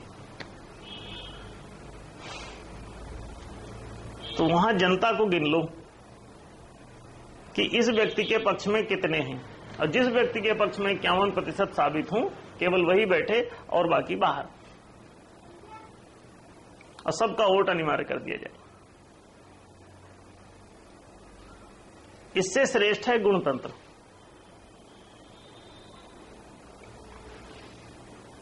कि जिसमें परीक्षण भी होगा, गुणवत्ता माने पात्रता, पात्रता परीक्षण, ये योग्य तंत्र है, इसे सुतंत्र कहते हैं, क्योंकि गुण के बिना कर्म होगा नहीं। अगर गुण नहीं है तो गणना करके भी बैठा दोगे तो जानता ही नहीं काम करना, तो क्या करेगा वहां? स्वास्थ्य मंत्री बना दिया और स्वास्थ्य के बारे में 0, 51% मत लेके आया है, बैठा है ऐसे, दूसरे से पूछ रहा है कि इसका क्या करना है। शिक्षा मंत्री बना दिया और गिनती से चला आया है। तो वो दलतंत्र भी और ये गणतंत्र भी, ये हैं तो एक दूसरे से श्रेष्ठ हैं, लेकिन फिर भी इनमें कुछ निकृष्टता भी है। तो गण के साथ साथ गुण की भी जांच करो, गिनती बाद में कर लेना कि कितने लोग पक्ष में। पहले ये पता करो कि स्वास्थ्य की शिक्षा, कौशल, गुणवत्ता के अनुकूल कौन अधिक है, कौन अधिक उस विषय में योग्य है। पहले इसका परीक्षण हो जाएगा, तो गुणवत्ता परीक्षण, शैक्षणिक योग्यता देखी जाएगी, चारित्रिक गुणवत्ता देखी जाएगी, उस कर्म का कौशल देखा जाएगा, उसके बाद उसकी क्षमता भी देखी जाएगी कि नेतृत्व तो कौशल भी है कि नहीं। ये 4 चीजों का परीक्षण करके अब फिर उसके बाद जो है तब वोटिंग कराओ कि इतने लोग इसमें योग्य साबित हुए, पात्र साबित हुए। इनमें से ये 100 लोग निकल के आए हैं, 100 में से लिस्ट दे दी हमने वेबसाइट पे। इन 100 में से जिसको जिसको चाहो टिक कर दो, और सबकी टिकिंग में उनके मतदाता क्रमांक भी आने चाहिए। मतदाता क्रमांक भी, नागरिकता क्रमांक, कि इस नागरिक ने किसको वोट दिया ये पता होना चाहिए। इससे नागरिकों की भी औकात का पता चलेगा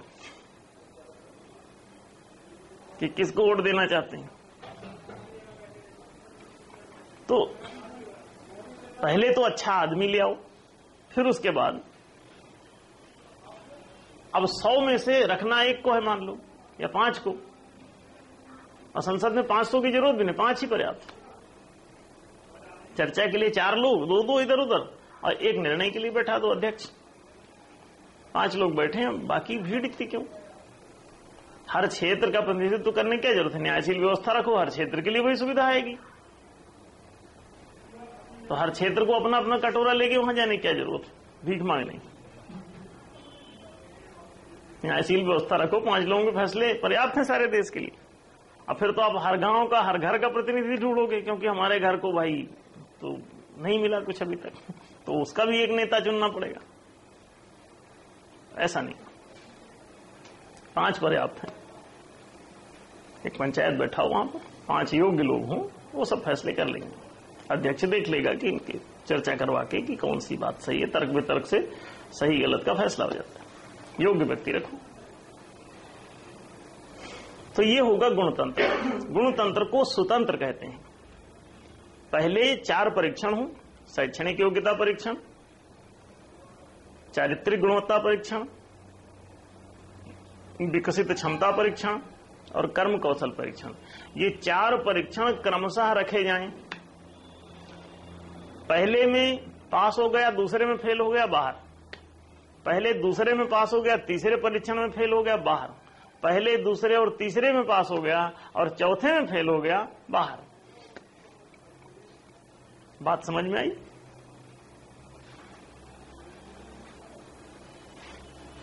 इनमें सब में 75% से अधिक मार्क्स लाने होंगे, सभी परीक्षणों में, तब बात बनेगी। ऐसे चले आए कटोरा लेके, अरे भीख मांगने आए हो कि नेतृत्व करने आए हो? वोट दे दो, वोट दे दो, भिखारी जैसा गिड़गिड़ा रहे। तुम वोट मांगने का, जो वोट मांगने जाए उसे सस्पेंड कर दो। मांग क्यों रहे हो? शर्म नहीं आती? मांगा वो मरब समान है, कबीर कहते हैं। ये मांगने पहुंच जाते हैं घर घर। अरे वोट मांगो कि चाय पत्ती मांगो, चीनी मांगो, सिक्का मांगो, एक ही बात है। मांग क्यों रहे हो? भिखमंगे हो?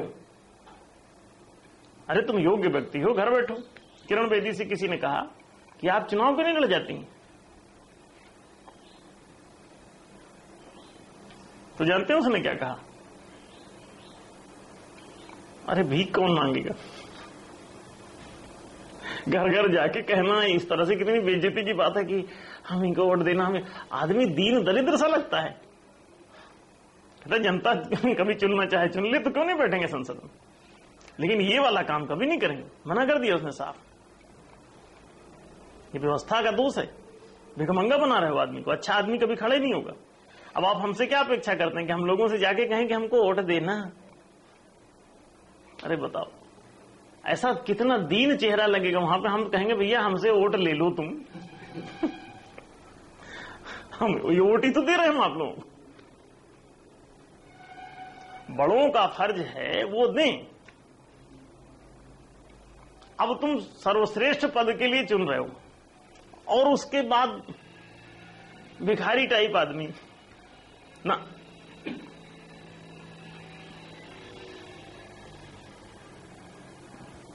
चॉकलेट मांग रहा बच्चा।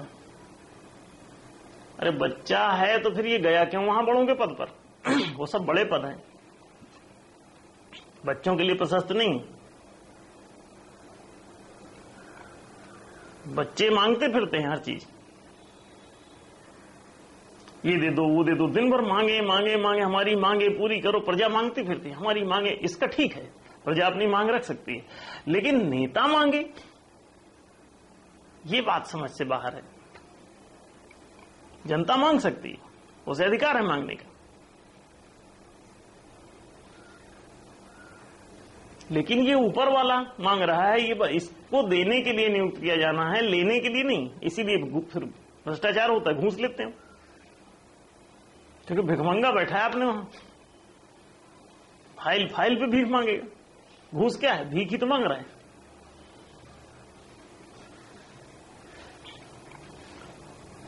तो चारों पहले परीक्षण कर लो। शैक्षणिक योग्यता परीक्षण, माने भाषा, गणित, संज्ञान, दर्शन, 4 विषयों का पहले परीक्षण कर लो कि इसका मन, बुद्धि, चित्त, अहंकार साफ है कि नहीं, इससे पता चल जाएगा। भाषा से मन, गणित से बुद्धि, संज्ञान से चित्त और दर्शन से अहंकार का परिष्कार होता है। फिलॉसफी तक पढ़ाओ,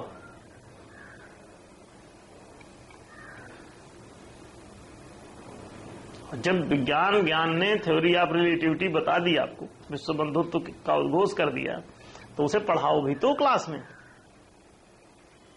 ताकि इसका अहंकार दूसरों के साथ संबद्ध हो जाए। और नहीं तो अहंकार चिटका चिटका फिरेगा दूसरों से अलग।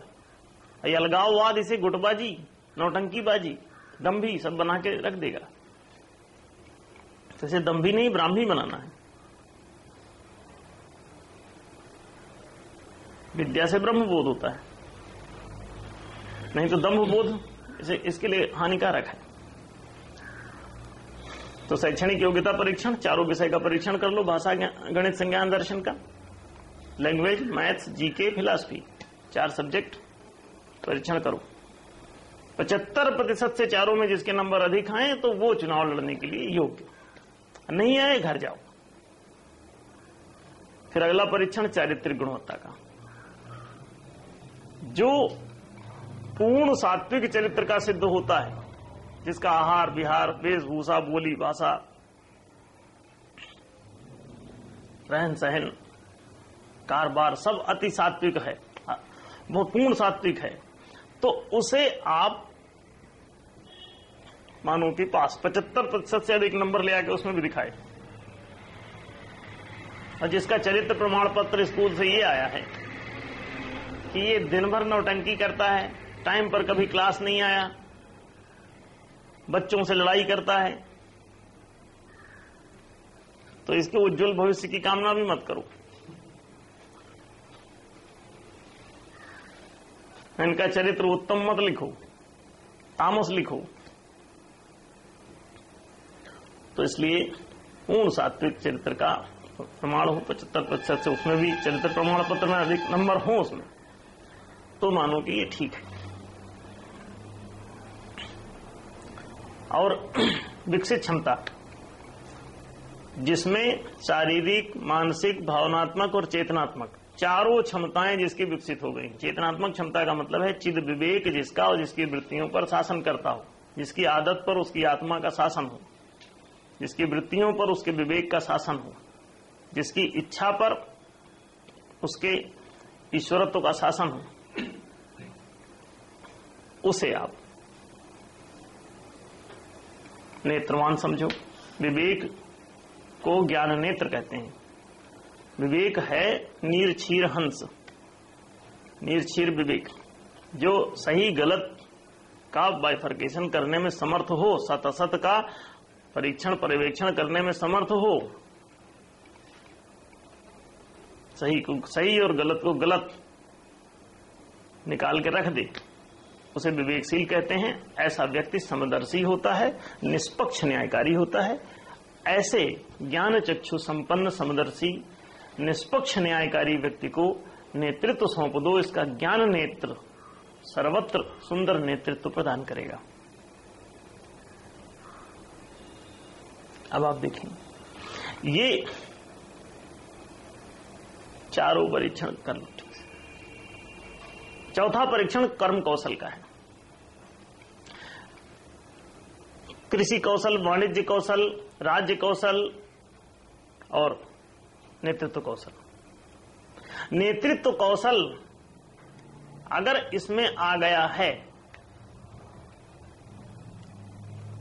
नेतृत्व कौशल का प्रशिक्षण प्राप्त है, तो चौथी बात है, अगर ये भी साबित हो गया तो इसे और इसका प्रशिक्षण भी चालू करवाओ स्कूलों में। अभी तक चल नहीं रहा, नेतृत्व कौशल पढ़ाया नहीं जा रहा है, नेतृत्व कौशल सिखाया नहीं जा रहा, तो इसको विद्यालयों में, विश्वविद्यालयों में प्रारंभ करो, उसमें भी कोर्स करके लोग आए और उसके बाद वो नेतृत्व करें। नेतृत्व कौशल का प्रशिक्षण प्राप्त व्यक्ति ही उसमें उतरे, अदरवाइज तीनों में पास भी हो जाए, चौथे में फेल, तो चलो बाहर। चारों योग्यताएं जिसकी साबित हो जाएं, पात्रताएं, अर्हताएं, उसका नाम लिस्ट में शामिल कर दो। और ऐसे जितने व्यक्ति हैं सबकी लिस्ट दे दो और जनता में बंटवा दो। प्रचार करने की जरूरत नहीं। प्रत्याशी क्यों प्रचार करें, और प्रत्याशी उसका नाम हटाओ, ये आशा क्यों कर रहा है कि मैं चुना जाऊं? ऐसी झूठी आशा से क्या फायदा? लोग चुन लेंगे तो ठीक है, करेगा, नहीं तो दूसरा काम करेगा। लोग जो है प्रत्याशी हो सकते हैं, ये कैसे प्रत्याशी है? ये आशा कर, जनता जो है प्रत्याशा करे कि ये बहुत अच्छा नेतृत्व तो करेंगे हमारा, इसलिए हम इन्हें चुन रहे हैं। वो खुद ही प्रत्याशी हैं कि मेरा सिक्का जम जाए, तो ये प्रत्याशी पना हटाना पड़ेगा। और ये चुन के आएगा, जनता चुनेगी, फिर उसमें से सैकड़ों लोग जो है, और सरकार एक गजट प्रकाशित करे, उसमें सबका पूरा जितना परीक्षण हुआ है, चारों चीजों का वर्णन ठीक से दे दिया जाए, उसके जीवन वृत्तांत को दे दिया जाए, पूरा जीवन वृत्त प्रकाशित करे बायोडाटा सरकार, और सभी का एक बुकलेट जारी कर दे अथवा वेबसाइट में डाल दे, और बिना खर्चे का चुनाव संपन्न हो जाएगा। एक पैसा फूकने की जरूरत नहीं। ये हुआ गुणतंत्र। ये लोकतंत्र का वास्तविक स्वरूप है, सात्विक स्वरूप है गुणतंत्र। इसे ही शुद्ध लोकतंत्र कह सकते हो। योग्यता के बाद उसका पात्रता परीक्षण के पश्चात लोकमत का भी परीक्षण कर लो कि सैकड़ों लोग हैं, सब योग्य हैं, ये इतने चुन के इतने पात्रता में खरे साबित हुए हैं, ये सब नेतृत्व कर सकते हैं जितने निकले हैं। अब इनमें से जनता में जो ज्यादा लोकप्रिय हो, जनता जिसे चाहती हो, और जनता कैसे चाहेगी? जिसने अधिक काम किया हो जनता के लिए, तो तुरंत जनता उनमें से किसी को चुन लेगी अपने लिए कि बहुत अच्छा काम करते हैं और योग्य तो हैं ही, लेकिन इन योग्यों में भी ये काम भी बहुत अच्छा करते हैं, तो बस और अच्छा हो गया। लोकमत का भी परीक्षण हो जाए साथ साथ, पात्रता परीक्षण के साथ लोकमत का परीक्षण, लोकप्रियता परीक्षण, कितना लोकप्रिय है ये पात्र व्यक्ति। और ये भी ध्यान रखो कि शासन तंत्र, ये जो लोकतंत्र है, इसे बहुत लंबा मत बैठाओ उच्च पदों पर। 5 भाग में इस संरचना को बांट दो, संसदीय संरचना। ग्राम संसद, प्रभाग संसद, प्रदेश संसद, देश संसद और विश्व संसद, ऐसी बना दो। सारी दुनिया का एक राष्ट्र बहुत है, और हर जगह ये 5-5 व्यक्तियों की एक पंचायत सेट कर दो। संसदीय पंचायत बनाओ, और ग्राम पंचायत, प्रभाग पंचायत, प्रदेश पंचायत, देश पंचायत, विश्व पंचायत, इस पंचायत को ही संसद कहो। सम्यक रूपेण से सात्विक व्यक्ति जहां बैठे वो संसद है।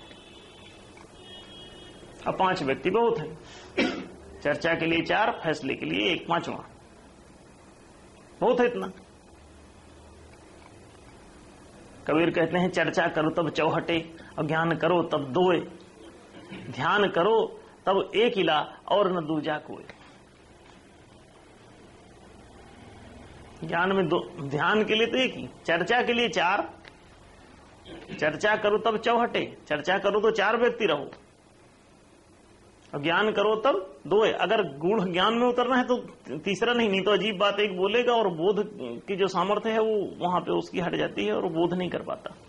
तो अकेले बैठ के वो किसी एक गुरु के पास आदमी एक ही रहे, वो तभी उसे कुछ होगा। चर्चा के लिए 4 ठीक, चर्चा करनी है। अब बोध में उतरना है तो सिंगल।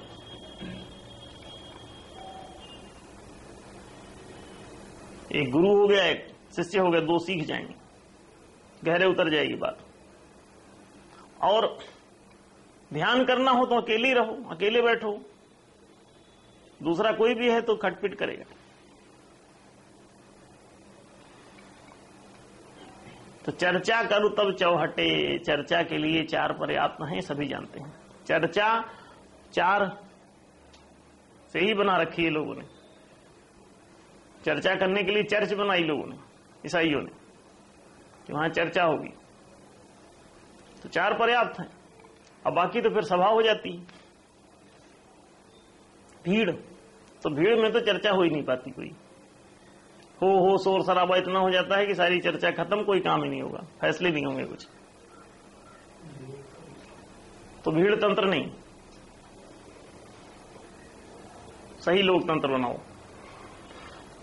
तो 5 जगह नियुक्त कर दो। पहले ग्राम पंचायत का गठन करो, आम जनता से वोट दिलवा के ग्राम पंचायत का गठन कर दो। 5-5 आदमी चुन लो हर ग्राम पंचायत के लिए। अब मैक्सिमम 1 लाख तक की आबादी को एक ग्राम एरिया घोषित करो, एक ग्राम क्षेत्र, एक ग्राम समाज। 1 लाख की आबादी तक बहुत है, ज्यादा बड़ा हो जाता है तो दिक्कत करता है। 1-1 लाख की आबादी में बांट दो, व्यवस्था के लिए ठीक रहेगा। फिर ऐसे 10 ग्रामों का एक प्रभाग बना लो, जिसे जिला कहते हो। फिर ऐसे 10 प्रभागों का एक प्रदेश बना लो। फिर ऐसे 10 प्रदेशों का एक देश बना लो। फिर ऐसे सभी देशों का एक विश्व पंचायत गठित कर लो, विश्व संसद। आम जनता से ग्राम पंचायत का गठन कराओ। ग्राम पंचायत के सदस्यों द्वारा मत देकर प्रभाग पंचायत का गठन कराओ। प्रभाग पंचायत के सदस्यों द्वारा मतदान पूर्वक प्रदेश पंचायत का गठन कर दो, वहां की संसद बन जाएगी। प्रदेश पंचायत के सभी सदस्यों द्वारा देश पंचायत का गठन करो, और देश पंचायत के सदस्यों द्वारा विश्व पंचायत का गठन कर दो। 5 और प्रत्येक अगली पंचायत के लिए पिछली पंचायत के 5 वर्ष का अनुभव रखो साथ में। उन अनुभवी आदमियों को आगे ले जाओ। वो योग्यता परीक्षण तो हर 5 साल बाद होगा जरूरी। ऐसा नहीं कि पिछली बार पास हो गए थे तो अगली बार वैसी हो, किसी का उत्थान पतन हो सकता है, इसलिए दोबारा परीक्षण में बैठो। फेल हो गए, बाहर जाओ। हर बार हर 5वें साल टेस्ट होगा। चारों शैक्षणिक योग्यता, चारित्रिक गुणवत्ता, विकसित क्षमता और कर्म कौशल, इनका सबका टेस्ट हर 5वें साल होगा। ऐसा नहीं कि वैसे ही जीतते चले जा रहे हैं श्रीनिवास तिवारी 56 साल तक। अर्जुन सिंह जीवन भर वही बने हैं, गाघ की कहावतें। ऐसा नहीं, हर बार परीक्षण करो, हर बार पास होने दो, उसे चलने दो, तब बात बनेगी।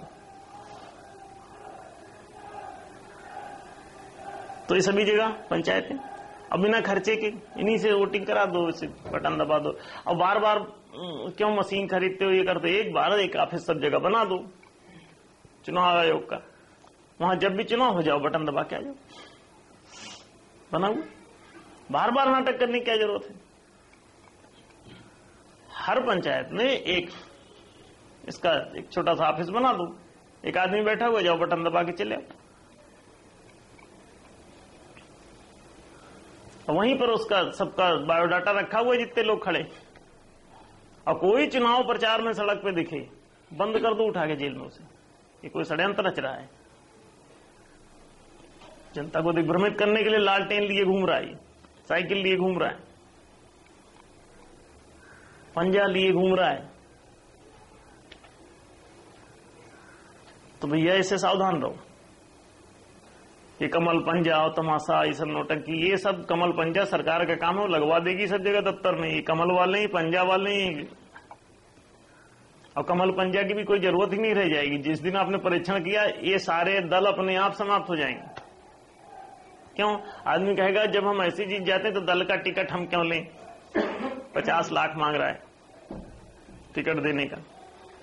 वो कहेंगे कि हम तो वैसे ही पास हो गए पात्रता परीक्षण में, अब हम ऐसे ही खड़े हो जाएंगे। भाई दल की क्या जरूरत है? तो ये दल अपने आप में ही स्वतः समाप्त हो। जिस दिन आपने पात्रता परीक्षण किया, कोई आदमी दल ज्वाइन नहीं करेगा। तो इन दलों को समाप्त नहीं करना, ये डूब मरेंगे।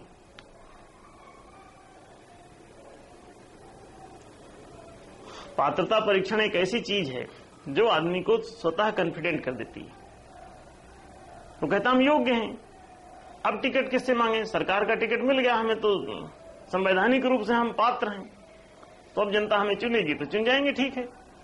अब योग्य व्यक्ति है तो भीख भी नहीं मांगता, न टिकट की भीख मांगता और न जनता से वोट की भीख मांगता। और किसी को अपना कोई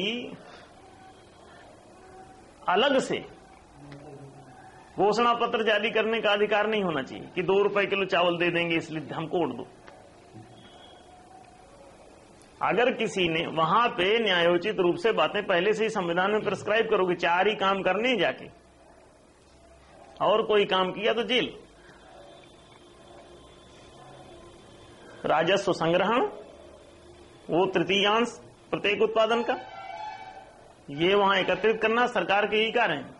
और उस राजस्व से निर्मित कोष द्वारा 4 प्रकार की जन सेवाएं संचालित करना: शिक्षा सेवा, जीविका सेवा, सुविधा सेवा, संरक्षण सेवा, education service, employment service, accommodation service, protection service.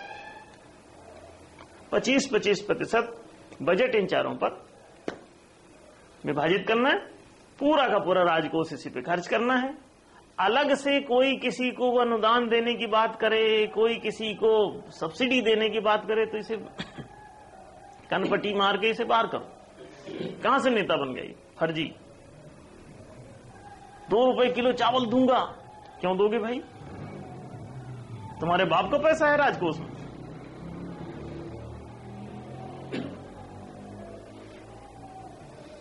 TV दूंगा, हमको वोट दो। टीवी तुम क्यों दोगे? सार्वजनिक रूप से जो चीज सुलभ हो सकती है केवल उतना ही मिलेगा। शिक्षा मिलेगी, बच्चों को रोजगार मिलेगा, युवाओं को सुविधाएं मिलेंगी, ग्रामों को सड़क, पानी, बिजली। हम तुमको सड़क बनवा देंगे, सीवर लाइन डलवा देंगे। तुम क्यों डलवा दोगे? अगर सीवर लाइन डालने का प्रत्येक गांव में नियम आएगा तो डल जाएगी। तुम क्यों डलवाने की बात कर रहे हो हमारे गांव में? और बगल वाले गांव वाले हमको मारने आए तब कि तुमने डलवा ली अपने गांव में सीवर लाइन। रालेगंज सिद्धि बनवाना चाह रहे हैं कि एक जो ज्यादा बड़ा बदमाश है, ज्यादा आंदोलन कर सकता है, ज्यादा धरने दे सकता है, भूखों मर सकता है बहुत देर तक, तो उसके डर के मारे लोग कहेंगे यार इसका पास कर दो, नहीं तो ये 15 दिन तक बवेला मचाएगा। तो जो धमकी दे के मैं आत्महत्या कर लूंगा अगर, तो डर गए नेता लोग, बोले यार ये तो पता नहीं क्या नाटक करा, बदनामी करवा देगा कि कांग्रेसी बात माने नहीं, देखो मर गया एक आदमी अच्छा खासा, बदनामी हो जाए, हजारों वोट कट जाएंगे। इस चक्कर में डर के मारे उसकी बात मानना पड़ता है। अच्छा ठीक है लोकपाल हम पास कर देंगे भाई तुम्हारा। अब फिर कह भी देते हैं और करते नहीं, क्योंकि उसे बस ऐसी मनवाना था बस कि बंद करके घर चला जाए, नहीं तो बदनामी करवाता है, बेइज्जती करवाता है चारों तरफ। जनता हमारे खिलाफ हो जाएगी, अगले वोट उसमें चुनाव में हार जाएंगे। तो इस डर से वो करते हैं और इसी कमजोर नब्ज को ये लोग दबाते रहते हैं। रामदेव बाबा रामलीला ग्राउंड में अपनी लीला दिखा रहा, अन्ना हजारे अपनी लीला दिखा रहे। ये सब ऐसे ही आत्महत्या की धमकी दे दे के काम चलाते हैं। ये धमकी से क्यों? न्याय से कराओ काम, न्यायपूर्वक जो होता है वो कराओ। और जो न्यायपूर्वक नहीं उसके लिए धमकी देने की क्या जरूरत है? तुम्हारे मोहल्ले में सड़क बननी चाहिए, बगल वाले मोहल्ले में। रालेगंज सिद्धि में सफाई में देखो चमका लिया लोगों ने। ये सब गुंडई है। और आप इसे कहते हैं कि ये बहुत पहुंचे हुए महात्मा लोग हैं। ना नहीं, पहुंचे हुए महात्मा लोग नहीं है। ये तो सीधी सीधी बदमाशी दिखाई देती है कि राजकोष का पैसा सार्वजनिक है, उसमें से एक क्षेत्र का आदमी लूटे ले रहा है माल। हमारे रालेगंज सिद्धि में सड़क बनाओ, नहीं हम आत्महत्या कर लेंगे। अब अपनी आत्महत्या कर लेंगे या तुम्हारी आत्महत्या कर देंगे, बात तो एक ही है। इसको मारा कि उसको मारा, बात तो यही ना, डकैती चल रही। अरे खाना खा पी के ठीक से बैठो जाके और उनको बोलो कि देखो न्यायोचित जो बात है वो क्यों नहीं करते हो, एक को शिक्षा देते हो दूसरे को नहीं, ये तो गड़बड़ बात है। ये वाली बात न तो अन्ना हजारे बोल रहे, न केजरीवाल बोल रहे, न मनीष सिसोदिया बोल रहे, न किरण बेदी बोल रही। इनको सबको हमने चिट्ठी लिखी, उसका जवाब तक नहीं देते। इससे इनकी नीयत पर शक नहीं होता। डॉक्टर कुमार विश्वास से हमारी लगभग आधे से 1 घंटे बात हुई फोन पे। हमने उसको प्रॉमिस भी किया कि हम आएंगे। इनके तो प्रॉमिस का भी कोई मतलब नहीं।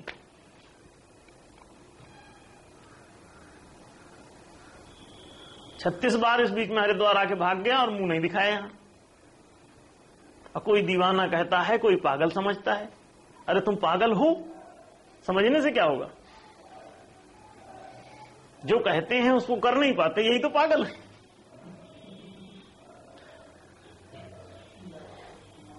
जनता समझे या ना समझे, तुम जो हो वही रहोगे। तो ये नाटक करने से कोई जरूरत नहीं। भ्रष्टाचार उन्मूलन करना चाहते हैं, शिष्टाचार लाना नहीं चाहते। चिट्ठी लिखा, कोई जवाब नहीं।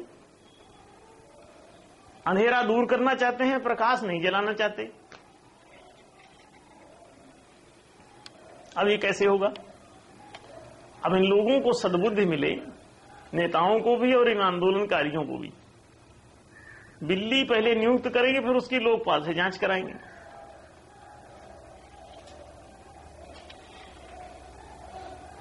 कितने चूहे क्यों खा गई? इतने चूहों को स्विट्जरलैंड के बैंक में जमा कर दिया, बंद कर रखा है, वहां उन्हें भी खा जाएगी। तो राजकीय कोष से ये चूहा रूपी सिक्का गायब हो रहा।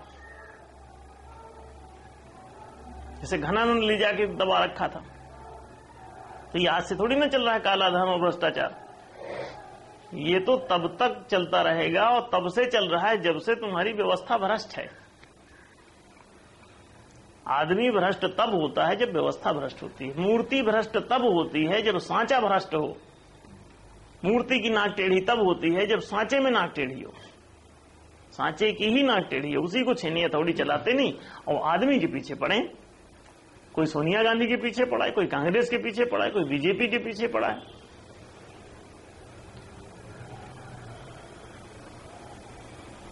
ये है नौटंकी। तो लोकतंत्र का वास्तविक स्वरूप अगर हम लाना चाहते हैं तो हमको इस उपद्रव से बचना होगा। और ये जो मैंने आपसे कहा कि क्रमबद्ध है ये लोक व्यवस्था।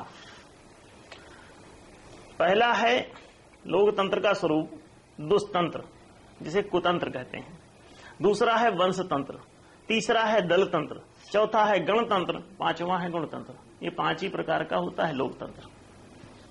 अब इस लोक में जो तंत्र है उसी को लोकतंत्र कहते हैं। लोक माने समाज, देश, राष्ट्र। तो इस लोक में जो तंत्र है ये 5 ही प्रकार का बैठता है। और इन 5 को क्रमशः जो मैंने प्राकृतिक 5 स्तर बताए, तामस से सात्विक तक, इनमें जो दुष्तंत्र है वो पूरा तामसिक होता है।